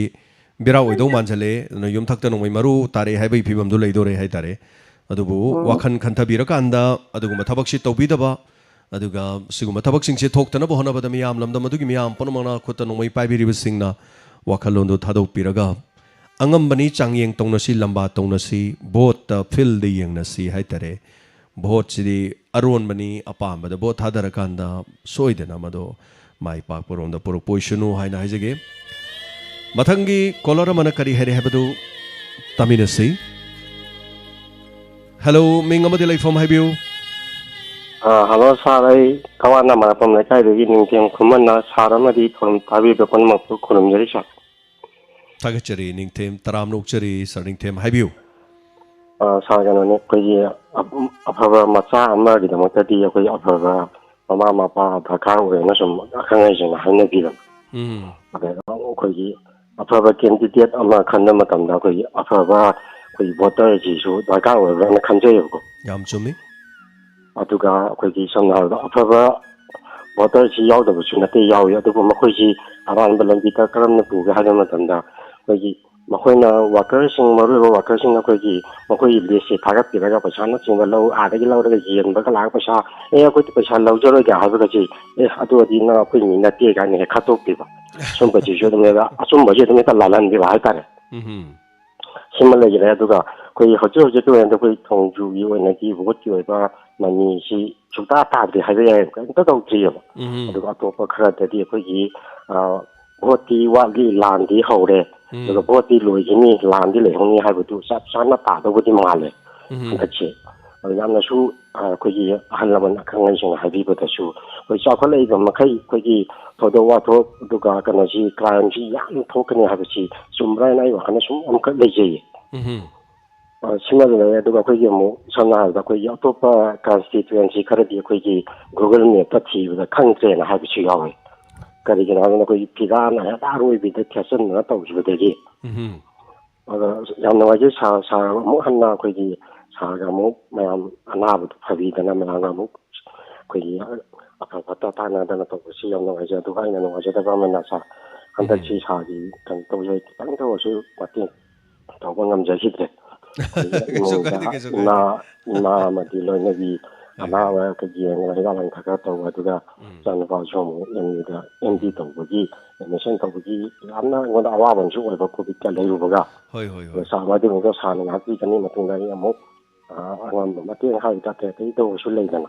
ꯑꯗ ꯗꯣꯅꯔꯒꯤꯗꯕꯨꯗꯤ ꯑꯗꯨꯝ ꯁꯣꯏꯗꯅ ꯑꯗꯨꯃꯛ ꯊꯥꯒꯤ ꯀꯩꯁꯨ ꯀꯥꯏꯗꯦ ꯁꯥꯔ ꯅꯤꯡꯊꯦꯝ ꯑꯗꯨꯃꯛꯇ ꯁꯥꯔꯅ ꯋꯥꯔꯧꯕꯤꯒꯅꯨ नोंम नत्रगा नोंमदि अमुक्तंग लाकेना दिखले दु लंबी सिस्टम तंग सेम लोगदी सा मनाक तमना लाको मतंदा आई पुरा फुल ngata तोरो डायमंड चंग इका होय होय याम नुंगाइजे सरनिंग थेम हाइबिरिबा अदुगा मतेंग गे थोइदोकपा अदोमना पुंगनिंग ना हाइतारे अदोंगी वाफमना हाइबिरिबा दुदुगी हेना ममन यामबा कछु लेते अइना सो यामबा हाइतारे अइना नाबदा अहानबा कोरोना नाबदा सुमे यामना सेल खाइदना पिबिरई खुगी डोनर्स ग्रुप ना लुपा लिसिंग निफु मा अदगिरी अहल लमन सिंग मफम सिदा लाकपिरकांदा लुपा लिसिंग कुंथ्रा मौ हाइतारे पिबिरई मदु मयामदो अखोइना अनाबदा चंगबो ओइरगसु अखोइना डायमंड गी ओइना दम सिजनजै अदुगा हंदक्कीसो हाइतारे नुक्सिबीबा मयामना पैसादो खरगा तौबिरकपा यावी नुक्सिबीबा मयाम हाइरकपदसो अइना पिरानो हंदक्कीदे पिरानो अइ था अनि था अहुम हाइतारे था अहुमदा अनिरक नाबने अदुना तौबिरानो यारे मयामना अइना अइ इंश्योरेंस लई इंश्योरेंस नसु कवर तौबनी अइ पैसा पथोकजब नते अइना तिंगबा लुपा होय टेस्ट तौबदा पैसा खरा तिंगे अदु ऑपरेशन चार्ज हाइतारे अइ लुपा लिसिंग अहुमगा चामरी अदु खक तिंगी अदु मसी मरक्सिदा अइना इंश्योरेंस की अमा अइना तौजबदुदा अइना इंश्योरेंस अमगसो मु लेजै मदुगी इंश्योरेंस तुना खरा पिकपा अदु मयाम से अइना अमा तौजबदुन इंश्योरेंस पैसा जे लिसिंग 10 10 थांगबनिना ngamdabasu yawi aduna handaki amamuk lakadurba insurance kisina khara pikpa aduga paisana lopa lak ahum phawbagi manungda oiba hojiki orisina lak kungi oibani aduna lak ahum khaki oiba ngahaki hoha operation tawbadu sungamgadaba miyamna su yawi yaba toksanbe yaba samna habda thabak tawragadi paisa thogadi CMST card paiya dabanina adu mayam paisa paiba paidaba haibagi thokpa thoktaba haibagi magi income da generate tawbanina adu tasengna hairaganda CMST card ti paigre ai paiba yadi haragidi ai insurance later roidra adugi mathang do haitare so thank you so much hojani them anana thagu chari achomane khoi thawal lambi si semi banina hojik si khara dum kumai tai gari phajana chamaga imphal chatpada gari thauro radi halakpada gari ji chambada madudagi kelakpa amotpadu haitare chingbu wangna pai haitare thank you so much saibira kwasagi dama kadu lambi semi nomodi aroiba soidana lakani adu mathangi kolar mana kari hare habadu khamina sei ngasigi pongning warol thorumda Saruk Yabiduna Tabirba YouTube live streaming the Libira Mio Satruko Contraganipan radio the Tabiriba mi lak Mari Krehana Tabiriba Loina Tonga platforms in the Tabiriba sing hanging later at Hachari. Marakasida Kuigi Arono my Kongdagi kidney fell oibagi called Tobiramba Imung radio sit horom si Tabiram Taragadi Natramanak Nakpodelergadi Imung the phone number do Amutang Equi the Sierto Biro Hariba number do I Sep Toroga Tam Kibani Dubu, Kari Haina Maming Sito Kibano Aina Mung Sing Bada, Kara Tokpa Wat Leaduna Maramurakanda, Amukang Nuksibiduna, Arono my Kongi, kidney, Fellow Bagi, Quita Hibira Kibadu, Imung Adugi, phone number, Imung Aduna Tabiragadi, Equida Mutang Pibiro, Aduga, Coxing the Gisuras, Aduga, Arono my Kongdagi, Amatobira Maduga Anisi, Hantaki, Hapta Sida, Imung Adu de Quichatuna. Mateng pang luna na bagi honazari Diamond Donas group na Diamond Donas na mateng pang bihab sa imong kuntaruk hena laybanina awa bagi awa bang aktani ko na muk sel si muk khaina jabanina hatu hek namjadaba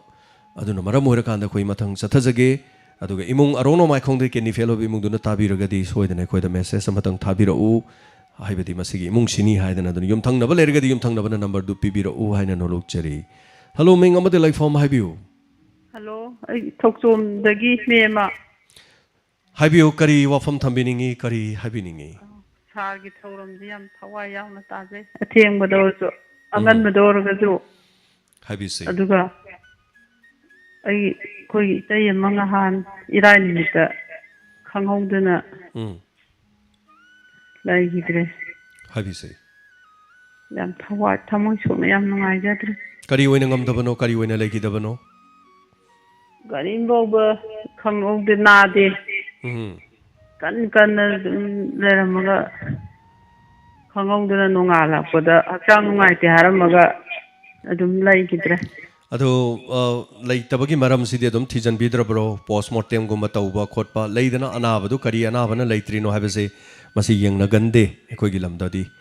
leitre tu mingeda leramdre haraga hekta dum lotion gi haitare adu mana sibagi maram cause of death haidana sibagi maram amakhakti leramganeba maram du khangto ogadi mayam se amohena nungai bani adu boi khoisidi smaina sibase cause of death si khangde on inspector te aide hoji hoji sana ba wafam da basanti gi nupasi maji imung da nara sigi bani basanti gi nupa na sirisi cause of death karino haibadu khanghaude aduna wari makhaji ngarang nahan sathrakliba wari ji basanti gi wari si ju adumna thokribani so tension jage kari kari habining balairi kari wafam thanga pining habiu tum nungai jada sa phongtok charakpani kaisu haningai le jade thagachari thorom se saru abirak pasigi damak aduga imung manung dami kaina kiba leikidaba haibasidi imung manung gi nungai jada bangaktani aduga koi leminari ba pomna ma khiminari ba mayam pomna ma kase nongmadi haitare asumna ekoi sintha loiraba matungda taibang mapu gi khuya da loina satki ga da bangaktani adar mathangi kolar madamu khudong chaba pizari laisram thoiba khoman sir icha gi operation asoyangam yaudana siza hospital da pangthok chakre Dr. Bedazit po haninga leitana thagachari kurumjari haina diamond radio gi mic degi khanghanjari haidana tapire hello minga made life from ibc hello minga life from ibc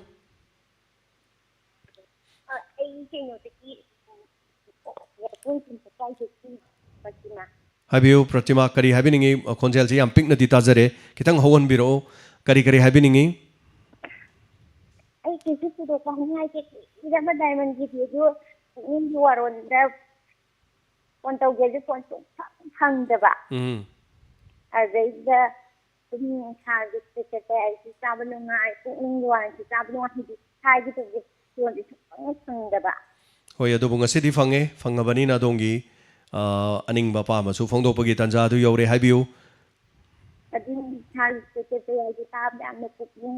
Looking at the over and I was like that. I did hard and some conditions. There was something that she did out. I did that. Thank you. Domna, Masi call Fangbayam Noise, question I before Doctor, question radio, Tari Kangan Birakpa, Haninga Litana Tagachari, Matangi Kolar, Madamo Kodong Chaba, Mupizari, Kanana Kari, Herehabadu Kominasi, Nasigi Toromsigi, Matangi Kolar. Hello, Ming Amadilai from IBC. Hello. Tazari Mingalai from Habiu. Hello. Radio Diamond के मुंबई हाज जिन तो बनी. Habiu. उसी वांगों में की है दाले. तराम लोग चली Habiu. और जाओ उसी तराम लोग चली. Habiu. Diamond की रेडियो की थबु कुबी के बापुल बापुचो. आई जी कुल बापुचो तराम लोग चली. तो वो जो जी लेरिबा COVID-19 सिना अवाब ओइबसिदा खाप नि थारोर एन हाइबो पोट के ममन सिना त्या फन वांगि सिना यामदा अवाब ओइरे थाव थुम लेरिबा पुनमखि तंखाय दे हेंगत पुनिना अखोय प्रजासी अवाब ओइरि मसे मक्तम लेरिबा कोई सरकार सिना यंसिनबिरगा प्रजासी उतंग अवाब को अनबियो हाइबदु हाइजगे न रेडियो डायमंड की अखोगी सारा तुरम जेम्स हाइजबनी मची अंक प्रजासी नुवाई वीडियो हाइना थगचरी ओजा मदुमा को हिमबा गमलबदी के नुवाइनी ngasi tabirago horendagi प्रजा मयाम gi नुवाइना नबानो हौजिति ay amana प्रजा न वारी से हानमदा पोचै ममन हेनबा हाइबसी मनी अनि सुबदा चथोक चसिन ट्रांसपोर्टेशन की लेरिबा भाड़ा की ममल यामना वांगबा मसी मथंगदा सिजनरीबा गाड़ी दो और गाड़ी की थाव ममल यामना वांगबा मसी खक्तमंग नतने युमदा सिजनरम चाकथोंग गैस हाइतारे चाकथोंग गैस की ममल सी यामना वांग की लिसिंग अमगा चनीगा लिसिंग अमगा चामगा समथिंग खरदा हाइतारे युम फाव होम डिलीवरी तौगदबनी हाइबा कोरोना की SOP ngakibana maram oirakandasu madugi paisa si yamakpa haitare adu natana so thagachari wajaki wakhalon share tawbirakpa khoi gi praja singi nungaina naba tawbirakpa oisunu haina khoi gi de main haijage hello ming amade lai from ibc hello daban radio gi khoi gi pungning gi warol gi jwa te gum khata phongdok chaba pamjai ibc udam ahan bada khoi gi praja jem security अदुगा diamond radio वो इकाई कुनबा थागतबा फोंदोकचरे हाबियो मणिपुर सरकार की अखोई की BPL family की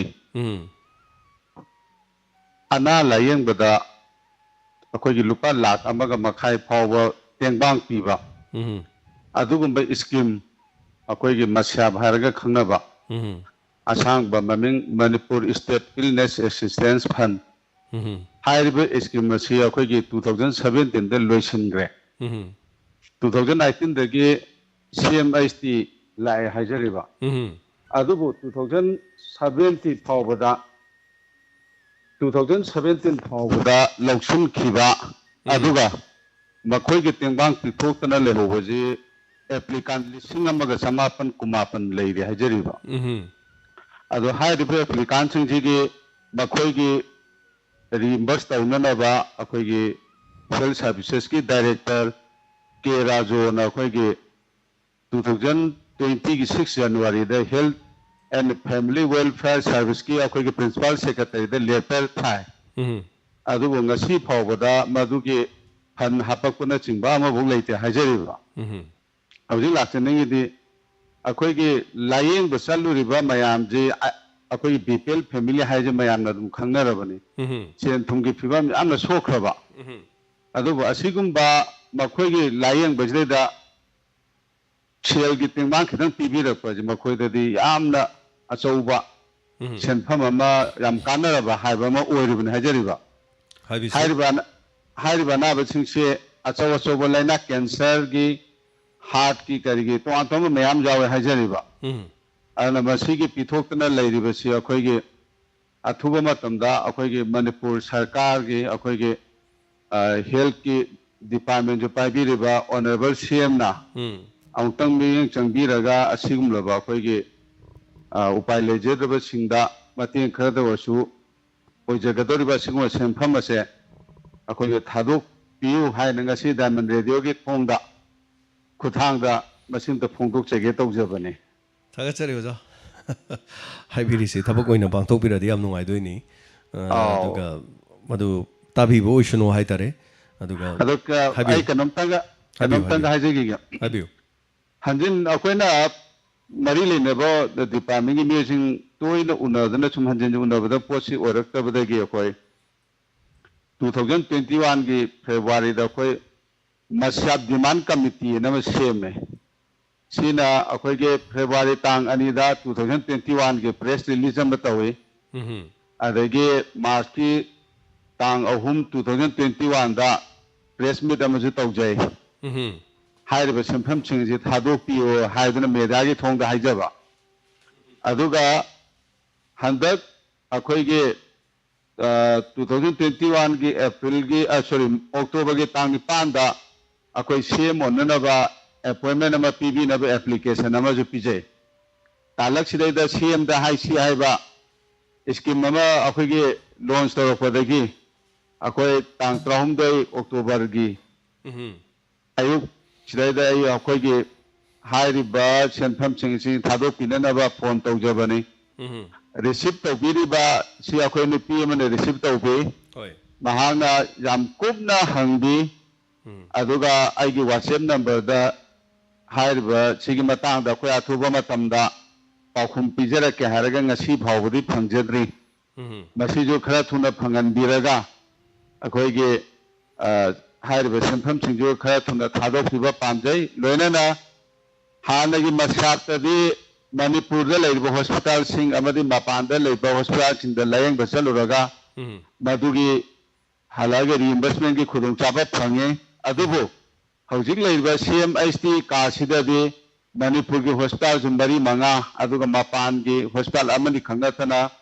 मसी खुदों चाबा फंगदे अदना मणिपुर अमदी मपान दा लेरिबा हॉस्पिटल सिंग लोइना खुदों चाबा फंगनबिबा पामजै लोइना हानगी बीपीएल कार्ड पाइरिबा इमुंग खुदिमक्ता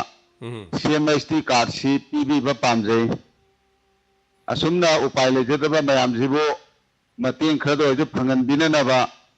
ऑनरेबल सीएम की पुंगिंग डायमंड रेडियो की खुथांगदा चिंचिंजरी थागचरी ओजा थोरमसे सरुगा बिबासगी दमा कदुगा हनाना ताबिबो ओइसनो दमना हाइजेगे दुगा मथंगे कॉलर मदम खुदों चाबा बिजरी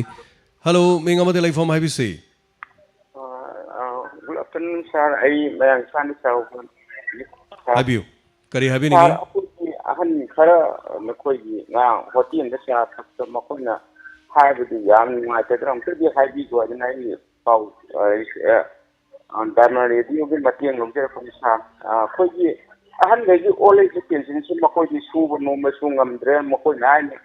ꯍꯧꯖꯤꯛꯀꯤ ꯆꯥꯛꯀꯧꯕ ꯐꯦꯁꯇꯤꯚꯦꯜ ꯑꯃꯁꯨ ꯂꯥꯛꯑꯕꯅꯤꯅ ꯃꯁꯤꯗꯩꯁꯤꯗ ꯃꯅꯤꯄꯨꯔ ꯁꯔꯀꯥꯔꯅ ꯇꯧꯕꯤꯔꯤꯕꯁꯤ ꯀꯃꯥꯏꯅ ꯇꯧꯔꯤꯅꯣ ꯑꯩꯈꯣꯏꯒꯤ ꯑꯣꯜ ꯑꯦꯖ ꯄꯦꯟꯁꯤꯟ ꯄꯤꯕꯤꯔꯗꯤ ꯍꯥꯏꯔꯒ ꯑꯗꯨꯒ ꯁꯨꯝꯕ ꯀꯣꯚꯤꯗꯅ ꯅꯥꯗꯅ ꯃꯇꯝ ꯀꯌꯥ ꯑꯃ ꯃꯇꯝ ꯃꯥꯡꯗꯅ ꯂꯩꯔꯤꯕ ꯁꯨꯕ ꯅꯣꯝꯕꯝ ꯈꯪꯗꯕꯁꯦ ꯑꯩꯈꯣꯏꯒꯤ ꯁꯤꯗꯩꯁꯤꯗ ꯈꯖꯤꯛꯇꯪ ꯃꯇꯦꯡꯁꯦ ꯄꯤꯕꯤꯔꯗꯤ ꯃꯅꯤꯄꯨꯔ ꯁꯔꯀꯥꯔꯁꯦ ꯑꯗꯨꯛꯀꯤ ꯃꯇꯤꯛ ꯊꯥꯒꯠꯆꯒꯅꯤ ꯑꯗꯨꯕꯨ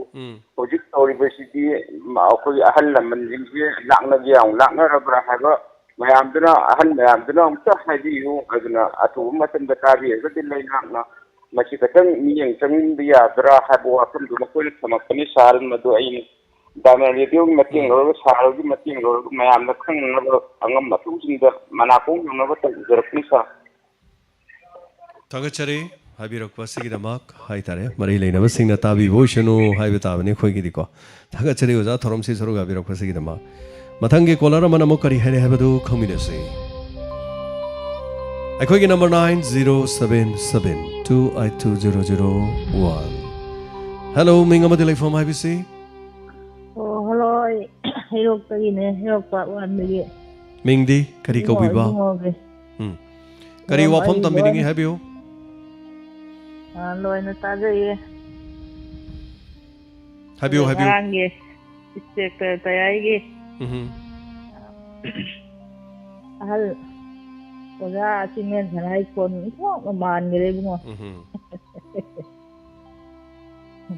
ꯍꯥꯏꯕꯤꯁꯤ ꯁꯤ ꯅꯠꯇꯕ ꯑꯇꯣꯞꯄ ꯀꯔꯤ ꯍꯥꯏꯕꯤꯅꯤꯡꯕ ꯂꯩꯕꯤꯔꯤ ꯑꯗꯣ ꯂꯣꯏꯅ ꯑꯩ ꯁꯔꯨꯛ ꯌꯥꯖꯩ ꯑꯩ ꯐꯣꯟꯗꯤ ꯇꯣꯏꯅ ꯇꯧꯖꯗꯦ ꯉꯁꯤꯅ ꯑꯍꯥꯟꯕꯅꯦ ꯍꯣꯏ ꯑꯗꯨ ꯑꯩꯈꯣꯏ ꯍꯩꯔꯣꯛꯇ ꯇꯧꯔꯤꯕ ꯏꯔꯥꯡ ꯑꯁꯤ ꯑꯃꯁꯨ ꯑꯐꯕ ꯑꯃ ꯌꯦꯡꯂꯒ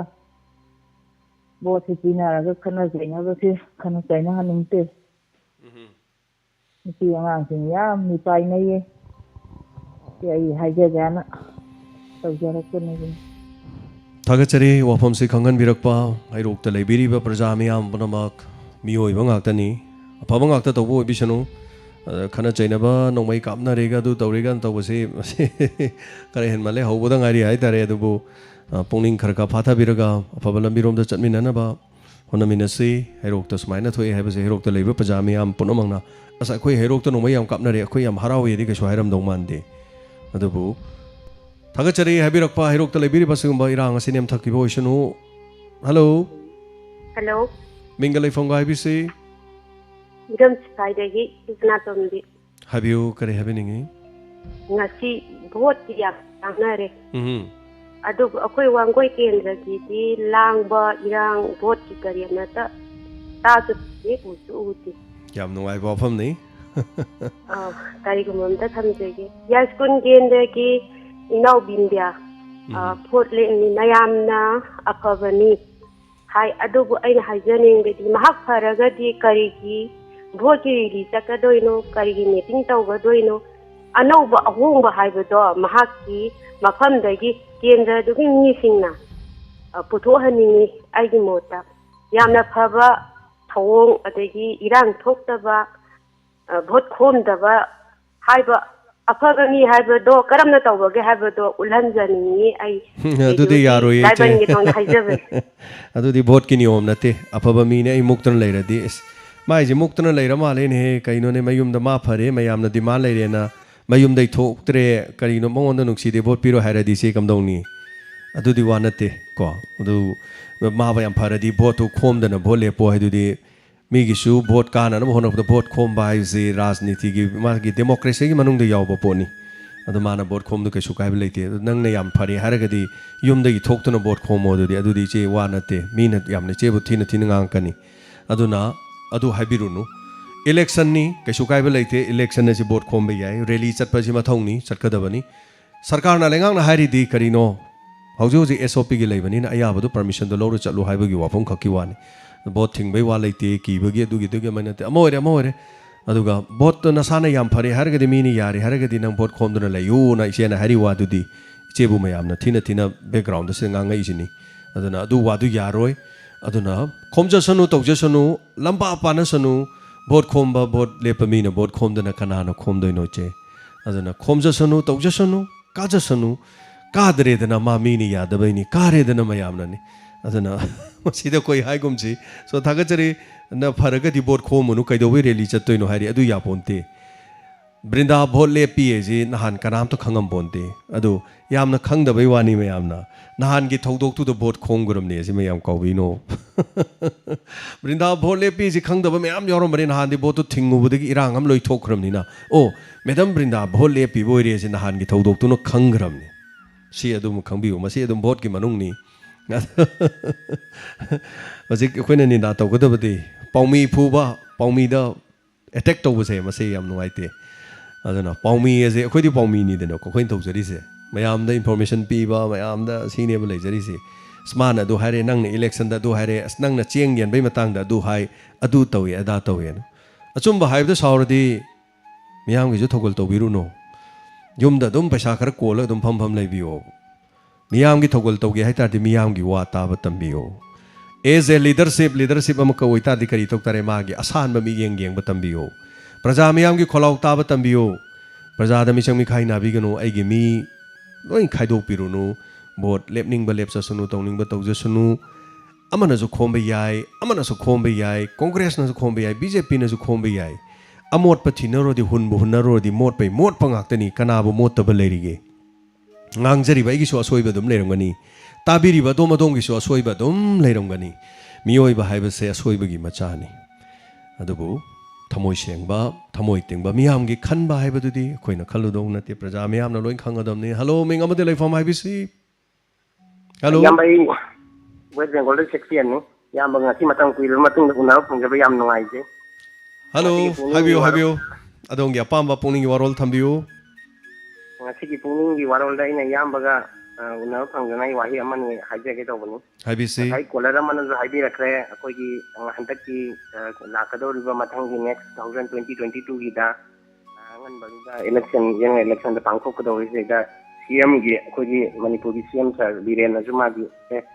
toll free number ama akoi CM da hai si haidana mayam gi awana akoi thongdo pirakna tawbi da akoi gi ji mamangi September 18 da Diamond Radio akoi khudang dangang gi pungni warom da pongdo ki akoi gi sangai yampham da gi gi matan pi gi da cycle to ngarang ma khudak ta pau da media da pangdana thang gi ba masi gi koi Diamond Radio na lo ri ba thok ang ji kai mu na sai tayai gi tayai ta aseng ba tayai gi yok chan na ne ba seng ha da aduna ma gi khudak ta ngai gi adu gi ilai tv da ma gi masak uraga wari watai sana dana akoi gi sir gi mai gi masak udana tau ba yam no ai je si khang na tana ina haijani na hoi te ba man lokol ko yam na di summi thodang adu bu CM da hai si ai je na ha ju call tawe ba ko call tawe je koi moi responsibility yam na akoi gi biji yu ora responsibility ro koi gi pire yo poto koi program yam do kitang pakhat ni ai oi seng na ai oi bi pakhat ta ba wan ni moi na in details kalai de gino kam da wono kendra number WhatsApp number loi hangeu di kolam na haidi to responsibility lakse ba ai ngasi haje ni jina mu Diamond Radio da akoi ki CM sir gi office ta theti ba photo ate dai no ri singi bani seng na right side ne ba president Pranab Mukherjee adagi Pranab Mukherjee te ji Ramnath Kovind sir sorry Ramnath Kovind sir adagi prime minister Narendra Modi ji photo je mani do na thele man thele koi CM sir office ki da adagi si ani che to ka ga national emblem koi ashoki kano je koi ki phadra thele ba mani da si photo mani da thet ka na ti ha ko nya ina right side ta padan che photo ka pa yin thet to phadna bu do koi ki seng ha do ta ya ta state yin gi ai phanam ji ti pham de sa gi national ka koi ki kano gi state ki oi ba kano jin di dum khenai ko lam du gi patung na khuri ju seng ha da kangla sa thet pa yai adagi akoi gi emblem adu gi da tori ba mani gi emblem adum ko ga thet pa yai adu na ta bida isa gi kano gi pot ama ki prime minister gi na tra ga right side na president gi photo am thet yai na chi yam gi ang ra phajade am thet to phobi na ni chi da hai chi na ai complaint au gi moi kan ta reply slap ke ngi du hai ga ra ki ba lai ti am china koi model mani ko yo na seng na jo ji amagi wa te ji palu sarkar na Andaman Nicobar da lai ji da ji ki kano heritage to ko Manipur oli chin seng na yam phajaba po ne phajaba de koi kana bi kashu kana ban te ba min gi phajaba yo ne ba ꯅꯤꯡꯗꯦ ꯐꯖꯕꯒꯤ ꯈꯛꯀꯤ ꯈꯟꯕꯗꯨꯗꯤ ꯌꯥꯗꯦ ꯍꯥꯏꯕꯅꯤꯗ Thank you ꯆꯤꯅꯥꯎꯒꯤ minute ꯈꯤꯇꯪ ꯍꯥꯏꯖꯅꯤꯡꯉꯤ Thank you so much matam adong minute mari vijare adong gi wafam khara phongdokpire amore afaba maikai dala poisanu afaba ngakta to boisanu miyam panamaki kholau tabi boisanu hello ming amade laifam haibisi hello jarang patagi ki kham tampak le haibiu kari wafam haibiningi hojikse election na thalak parka na khoi hero ki chinau singna yam awaba mayong na tununga ki tabai jarang party oina ki koi candidate sulai adu hoji phagi tungbi kai lakadam phagi na yam ingna election mami am ta tadri aita yam nungai jai tasena hai kanda adugumbagi kenodu afaba ngakta oirasanu adana somdadi election ki khana chaina ba da ma to bose am nungai te hai tare so thagachari call se do wa haiba lorba ninge do call se patna tora tat khre chithabale erge di amona to bira kusu yani mathangi caller madamu khudong jaba mu pijage hello mingalai fonga habisi hello sarai mayang imphal haigum jangbi dagi angau kowe sa sarangok se call si am toina phangba male diamond da ai numit nini hantar ahum mari ni di taude da hoi yam nungai jare ozango kari wafam thambiningi ngasina kari habiningi araina aja ningi na ko ya thabak lobada matang kuina namjil laga lobagi chatnabi ma leiri jinga si amorom da di am phare ha aduga amorom da di am soe habai maram na kamain tauge da matung thabak tana ningaro adagi phatabai maram da na kadaw ni laira taraga makul hapa chena ba ju yaw ra ado aina haja ningi di masi chana bi hi bo karamba numi tha da ko ka duri jano masi bo som makha sa tharaga lei hi duri ba jala adu oraga di tungda go mengi thabak tana ningba ji sen ko pai ka gai pai daga leiba akoi gi phongbo ga bo nu wa do phongbo hokda di ko pai ka ba kangbu khakena thabak ge ta horani aduga sel leita ba ngai di masi adum mathang to ka drain khala masi yaraga di masi la ka duri ba mathang gi election ji da ini sarkar ama lakpe ai lakadoi ba sarkar hisu ama buarajo masi gumba runji angtang fugai biu natragadi laibaki amang butare aduna masi chana bije thambiranu thabak laurajo kudak ta haidok pa yaragana haidok piro dei lau roi do potu su matam chahi manga tu tara changa haidok do thabak do hoji dei lauchelaga kari karamba interest no madu lainga ibra mi ha libra mi kal libra thagachari oja ya lak ta dre sar madu bongtang semtu no ba government bongtang mathang gi election da madu semtu ko ngam ba government lamtang lakpina ba sum thagachari oja yam nungai jai ekoi ojana happy wafam yam phajaba se thabak tanaba da khirani haibadu yam phajai ojagi ko yam nungai jai thank you so much oja leadership ai ja koina leadership tombo ibe ai chawbo ibe ai amo ibe ai khoi sigidi sum pangai haibe wani dol adu da haibe wani mi da dum yenga chat pasu yawi dol di yenga chat pasu yawi ayambadi mi da dum yenga chat pana lamdam sigi chatnabini dol di ama hekto oibe ai haijariba yam sei na har kan da leadership na hai kan da leadership ki tonga magun sing ase koina in bada aina bo thada ga dur mi du yawbra yawda ba se kanam nei na badi nat truthfulness is an essential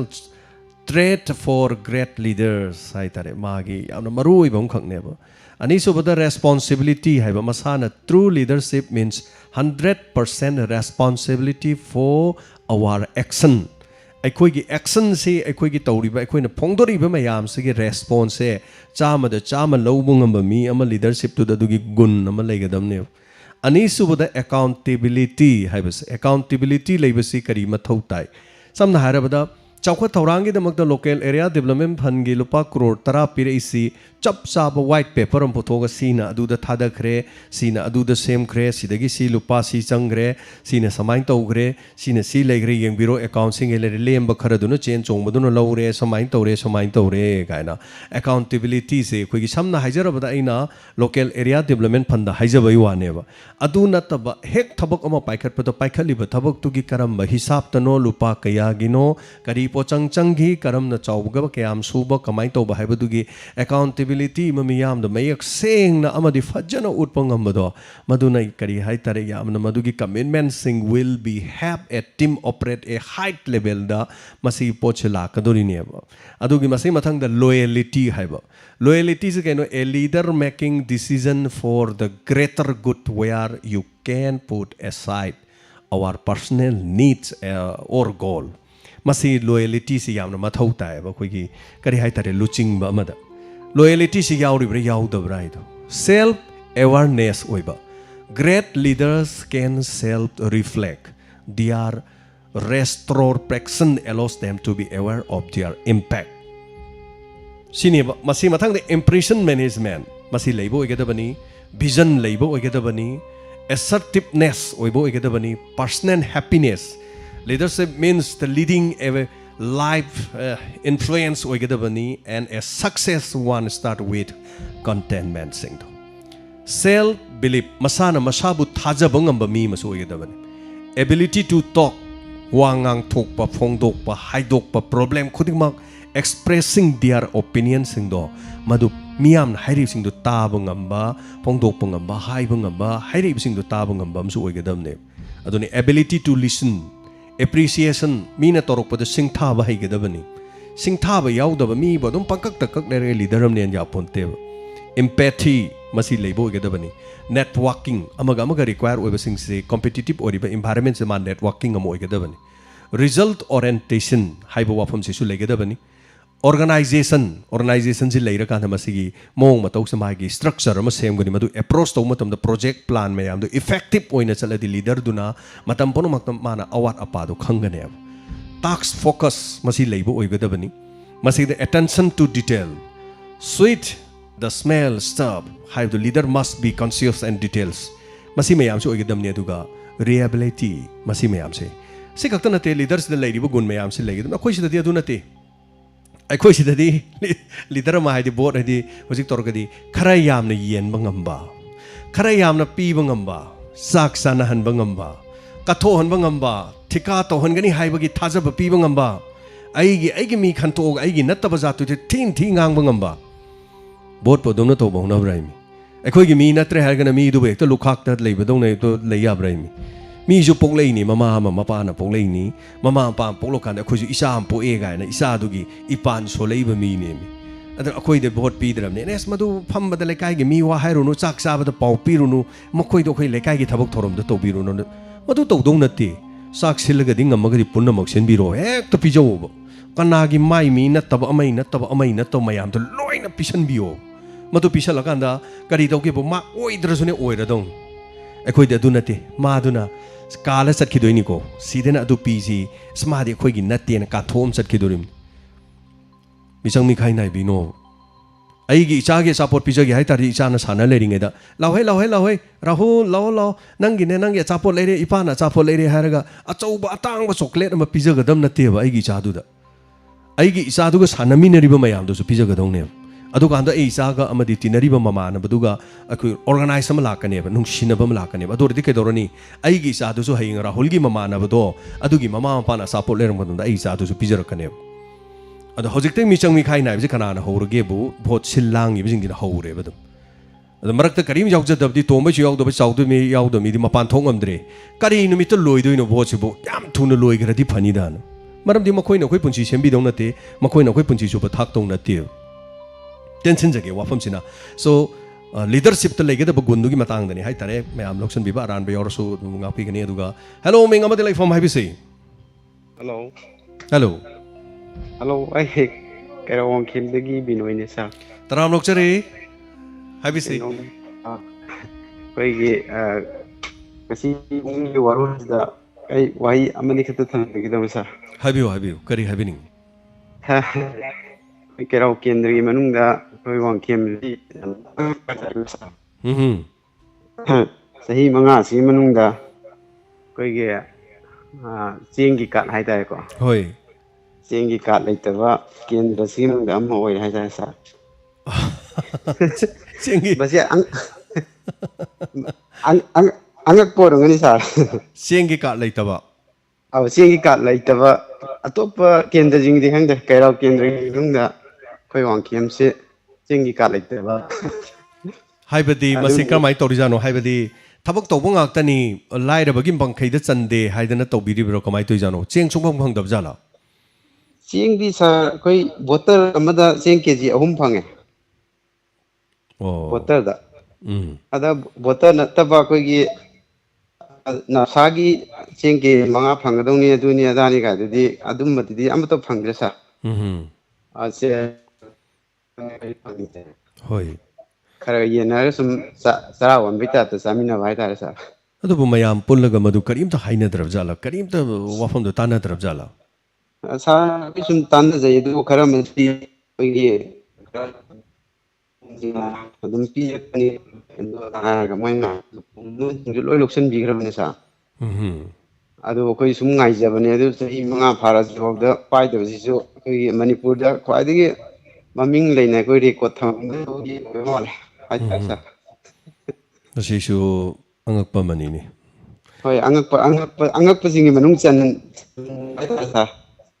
ꯀꯔꯝꯍꯥꯏꯅ ꯇꯧꯔꯤꯖꯥꯠꯅꯣ ꯑꯗꯨꯕꯨ ꯃꯗꯨ ꯌꯦꯡꯁꯤꯟꯕꯤꯔꯀꯥꯟꯗ ꯑꯁꯣꯏꯕꯗꯨ ꯁꯤꯅꯤ ꯍꯥꯏꯗꯅ ꯃꯔꯤ ꯂꯩꯅꯕꯁꯤꯡꯗꯨꯅ ꯌꯦꯡꯕꯤꯔꯒ ꯊꯕꯛ ꯑꯣꯏꯅ ꯄꯥꯡꯊꯣꯛꯑꯗꯤ ꯄ꯭ꯔꯖꯥ ꯃꯤꯌꯥꯝꯗꯨꯅ ꯍꯥꯏꯇꯥꯔꯦꯅꯦ ꯑꯁ ꯃꯅꯥ ꯄꯤꯔꯛꯀꯅꯤ ꯃꯗꯨꯗꯤ ꯕꯣꯠ ꯈꯣꯝꯗ꯭ꯔꯁꯨ ꯌꯥꯅꯤ ꯍꯥꯏꯇꯥꯔꯦ ꯌꯥꯝ ꯁꯦꯡꯅ ꯍꯥꯏꯔꯀꯥꯟꯗ ꯁꯥꯔ ꯑꯩꯈꯣꯏꯁꯨ ꯀꯩ ꯍꯥꯏꯅꯤ ꯍꯥꯏꯅꯤꯡꯕ ꯉꯥꯡꯅꯤꯡꯕ ꯀꯌꯥ ꯂꯩꯔꯁꯨ ꯍꯧꯖꯤꯛꯀꯤ ꯑꯩꯈꯣꯏꯒꯤ ꯂꯩꯔꯤꯕ ꯃꯅꯤꯄꯨꯔꯒꯤ ꯁꯤꯆꯨꯋꯦꯁꯟ ꯐꯤꯕꯝꯁꯤꯗꯤ ꯀꯥ ꯍꯦꯟꯅ ꯍꯥꯏꯅꯤꯡꯕ ꯉꯥꯡꯅꯤꯡꯕꯁꯨ ꯀꯌꯥ ꯍꯦꯟꯅ ꯉꯥꯡꯅꯤꯡꯗ꯭ꯔꯦ ꯍꯥꯏꯇꯥꯔꯦ ꯁꯥꯔ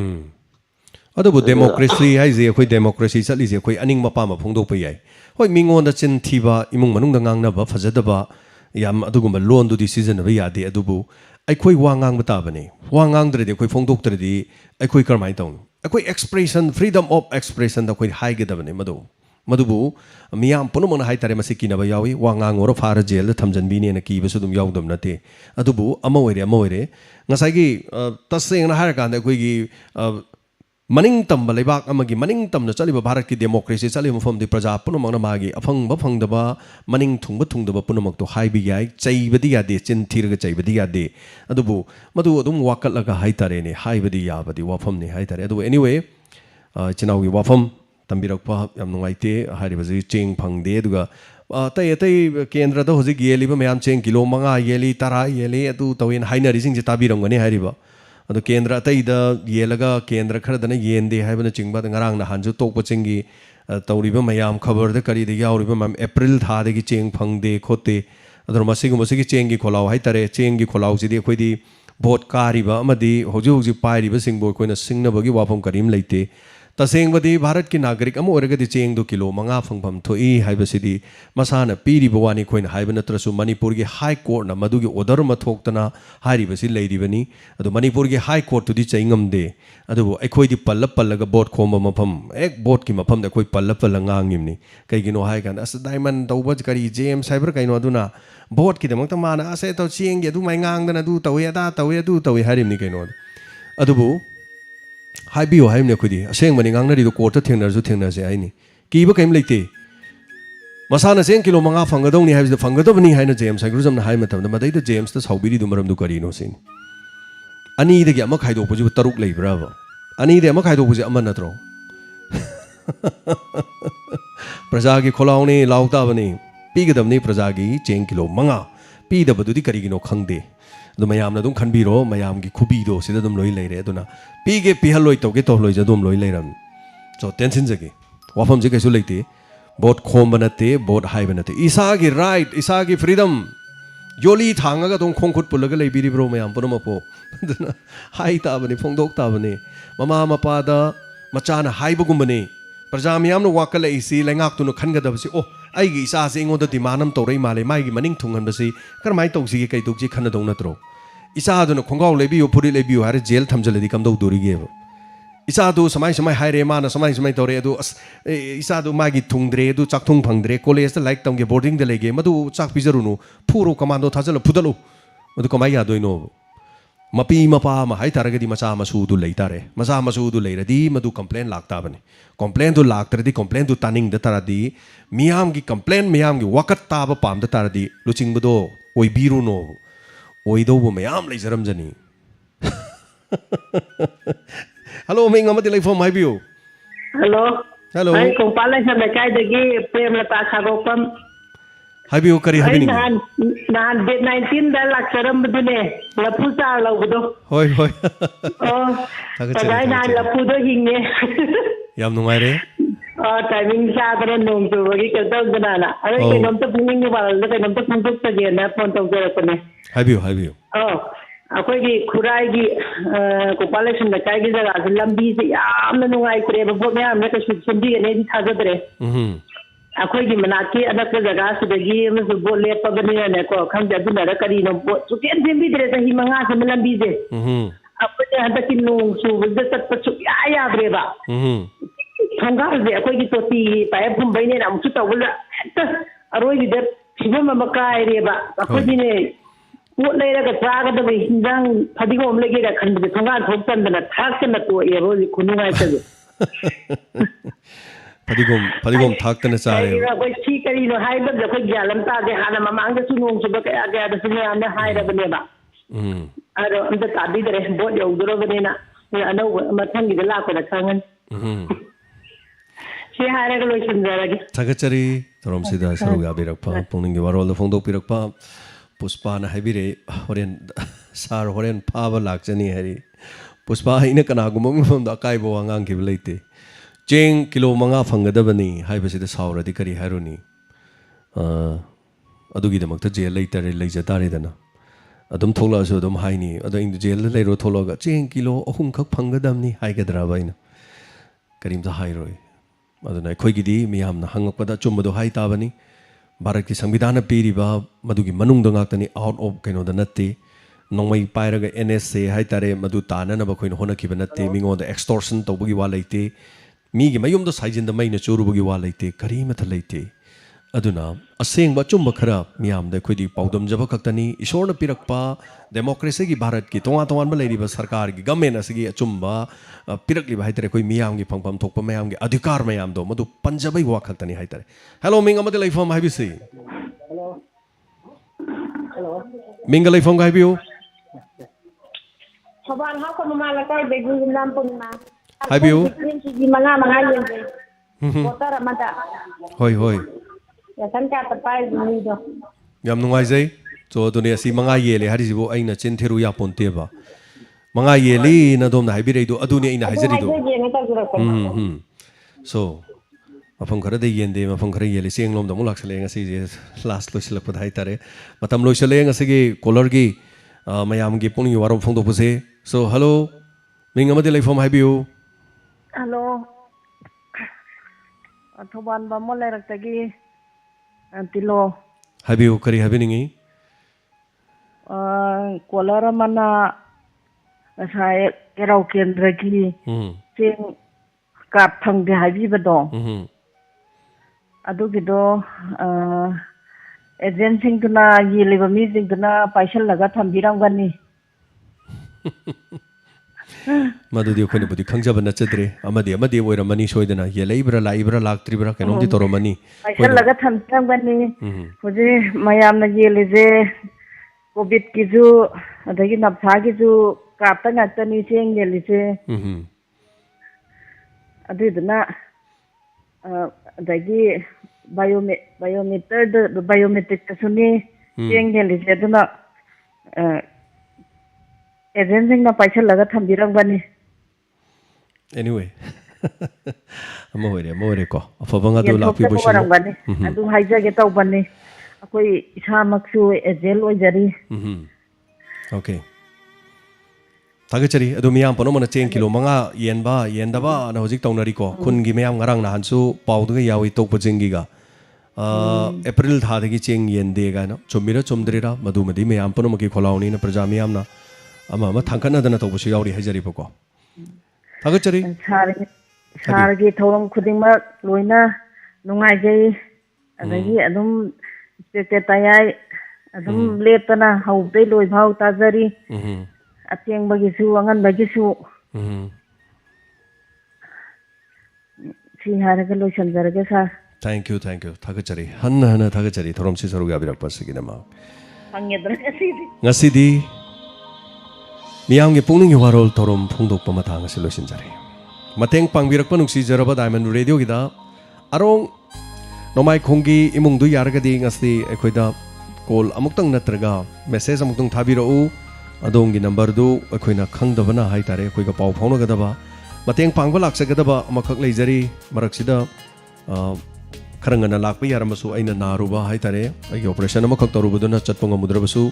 किडनी फेल होबे मिंगुदुदा मतेंग पांगननबा मदि कक्सिंग वारीदगी सुरस की इमुंगदा ngamjaba mateng panggadaba leijai masiga loinana hariba imung ani sida kidney gi imung aduga hariba kacing gi imung sida mateng pangbiningba ahenba lupa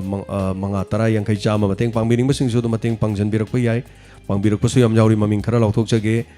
sarung bam Sangubam Babu Singh Iram Sifai digi lupa chama mateng pangbirokpa yengkok pam kamesor bengi mamang lekai digi lupa chama family laktuna pibirami masigi dam thagachari aduga khoigi itai mamukhi kyam gai mamang lekai digi lupa lising ama ana ayeki mateng pangjari aduga ai ga na bada season view hadina chonga masu mateng pangbirokpor male ani thongna lupa lising ama mateng pangbirai so later later the awana sing me ham the kathok chanana ba sinajage premi ta waikhom lupa lisingama pibirami aina na badugini haidana khoigi premita waikhom saban tong badigi lupa lisingama pibirami sapam ombi memcha bobo gai thingel dagi lupa chonga pibirami hanana thagachari irom promila kaino aduga haribasi mateng pangbiramba imung manungi lupa lising ama mateng pangbirami masigi damuta thagachari bemola kekru lupa lising ama madi acha thak kaya ga loina na pibirami haikru jam Navakumar Singh lai manai mamang lekai digi yamasinasu anaye kidama mateng pangbiu haidan lupa jam thabirei sigi damusu thagachari kangabam bhumesor khurai salan thongdagi tha khudimaki dam mateng pangbirok wana gi mateng pangbiu haidana lupa chonga amasu pibirei masigi dama thagachari pibiragliba mateng pangbiragliba khodima haninga leitana thagachari loinana ngasigi thoromasi bom pung phan biriba miam punama khanna hana thagachari thorom sanduk chakki bade henjen kiba soi kiba lan kiba wahi wata sing haninga leitana ngakpi nana ba noluk chari marak sida akoi gi tabiriba se lupa chama akoi chat revenue da chat sida paisa kapak pi yai adana lupa chama kapirakpa sigi dam thagachari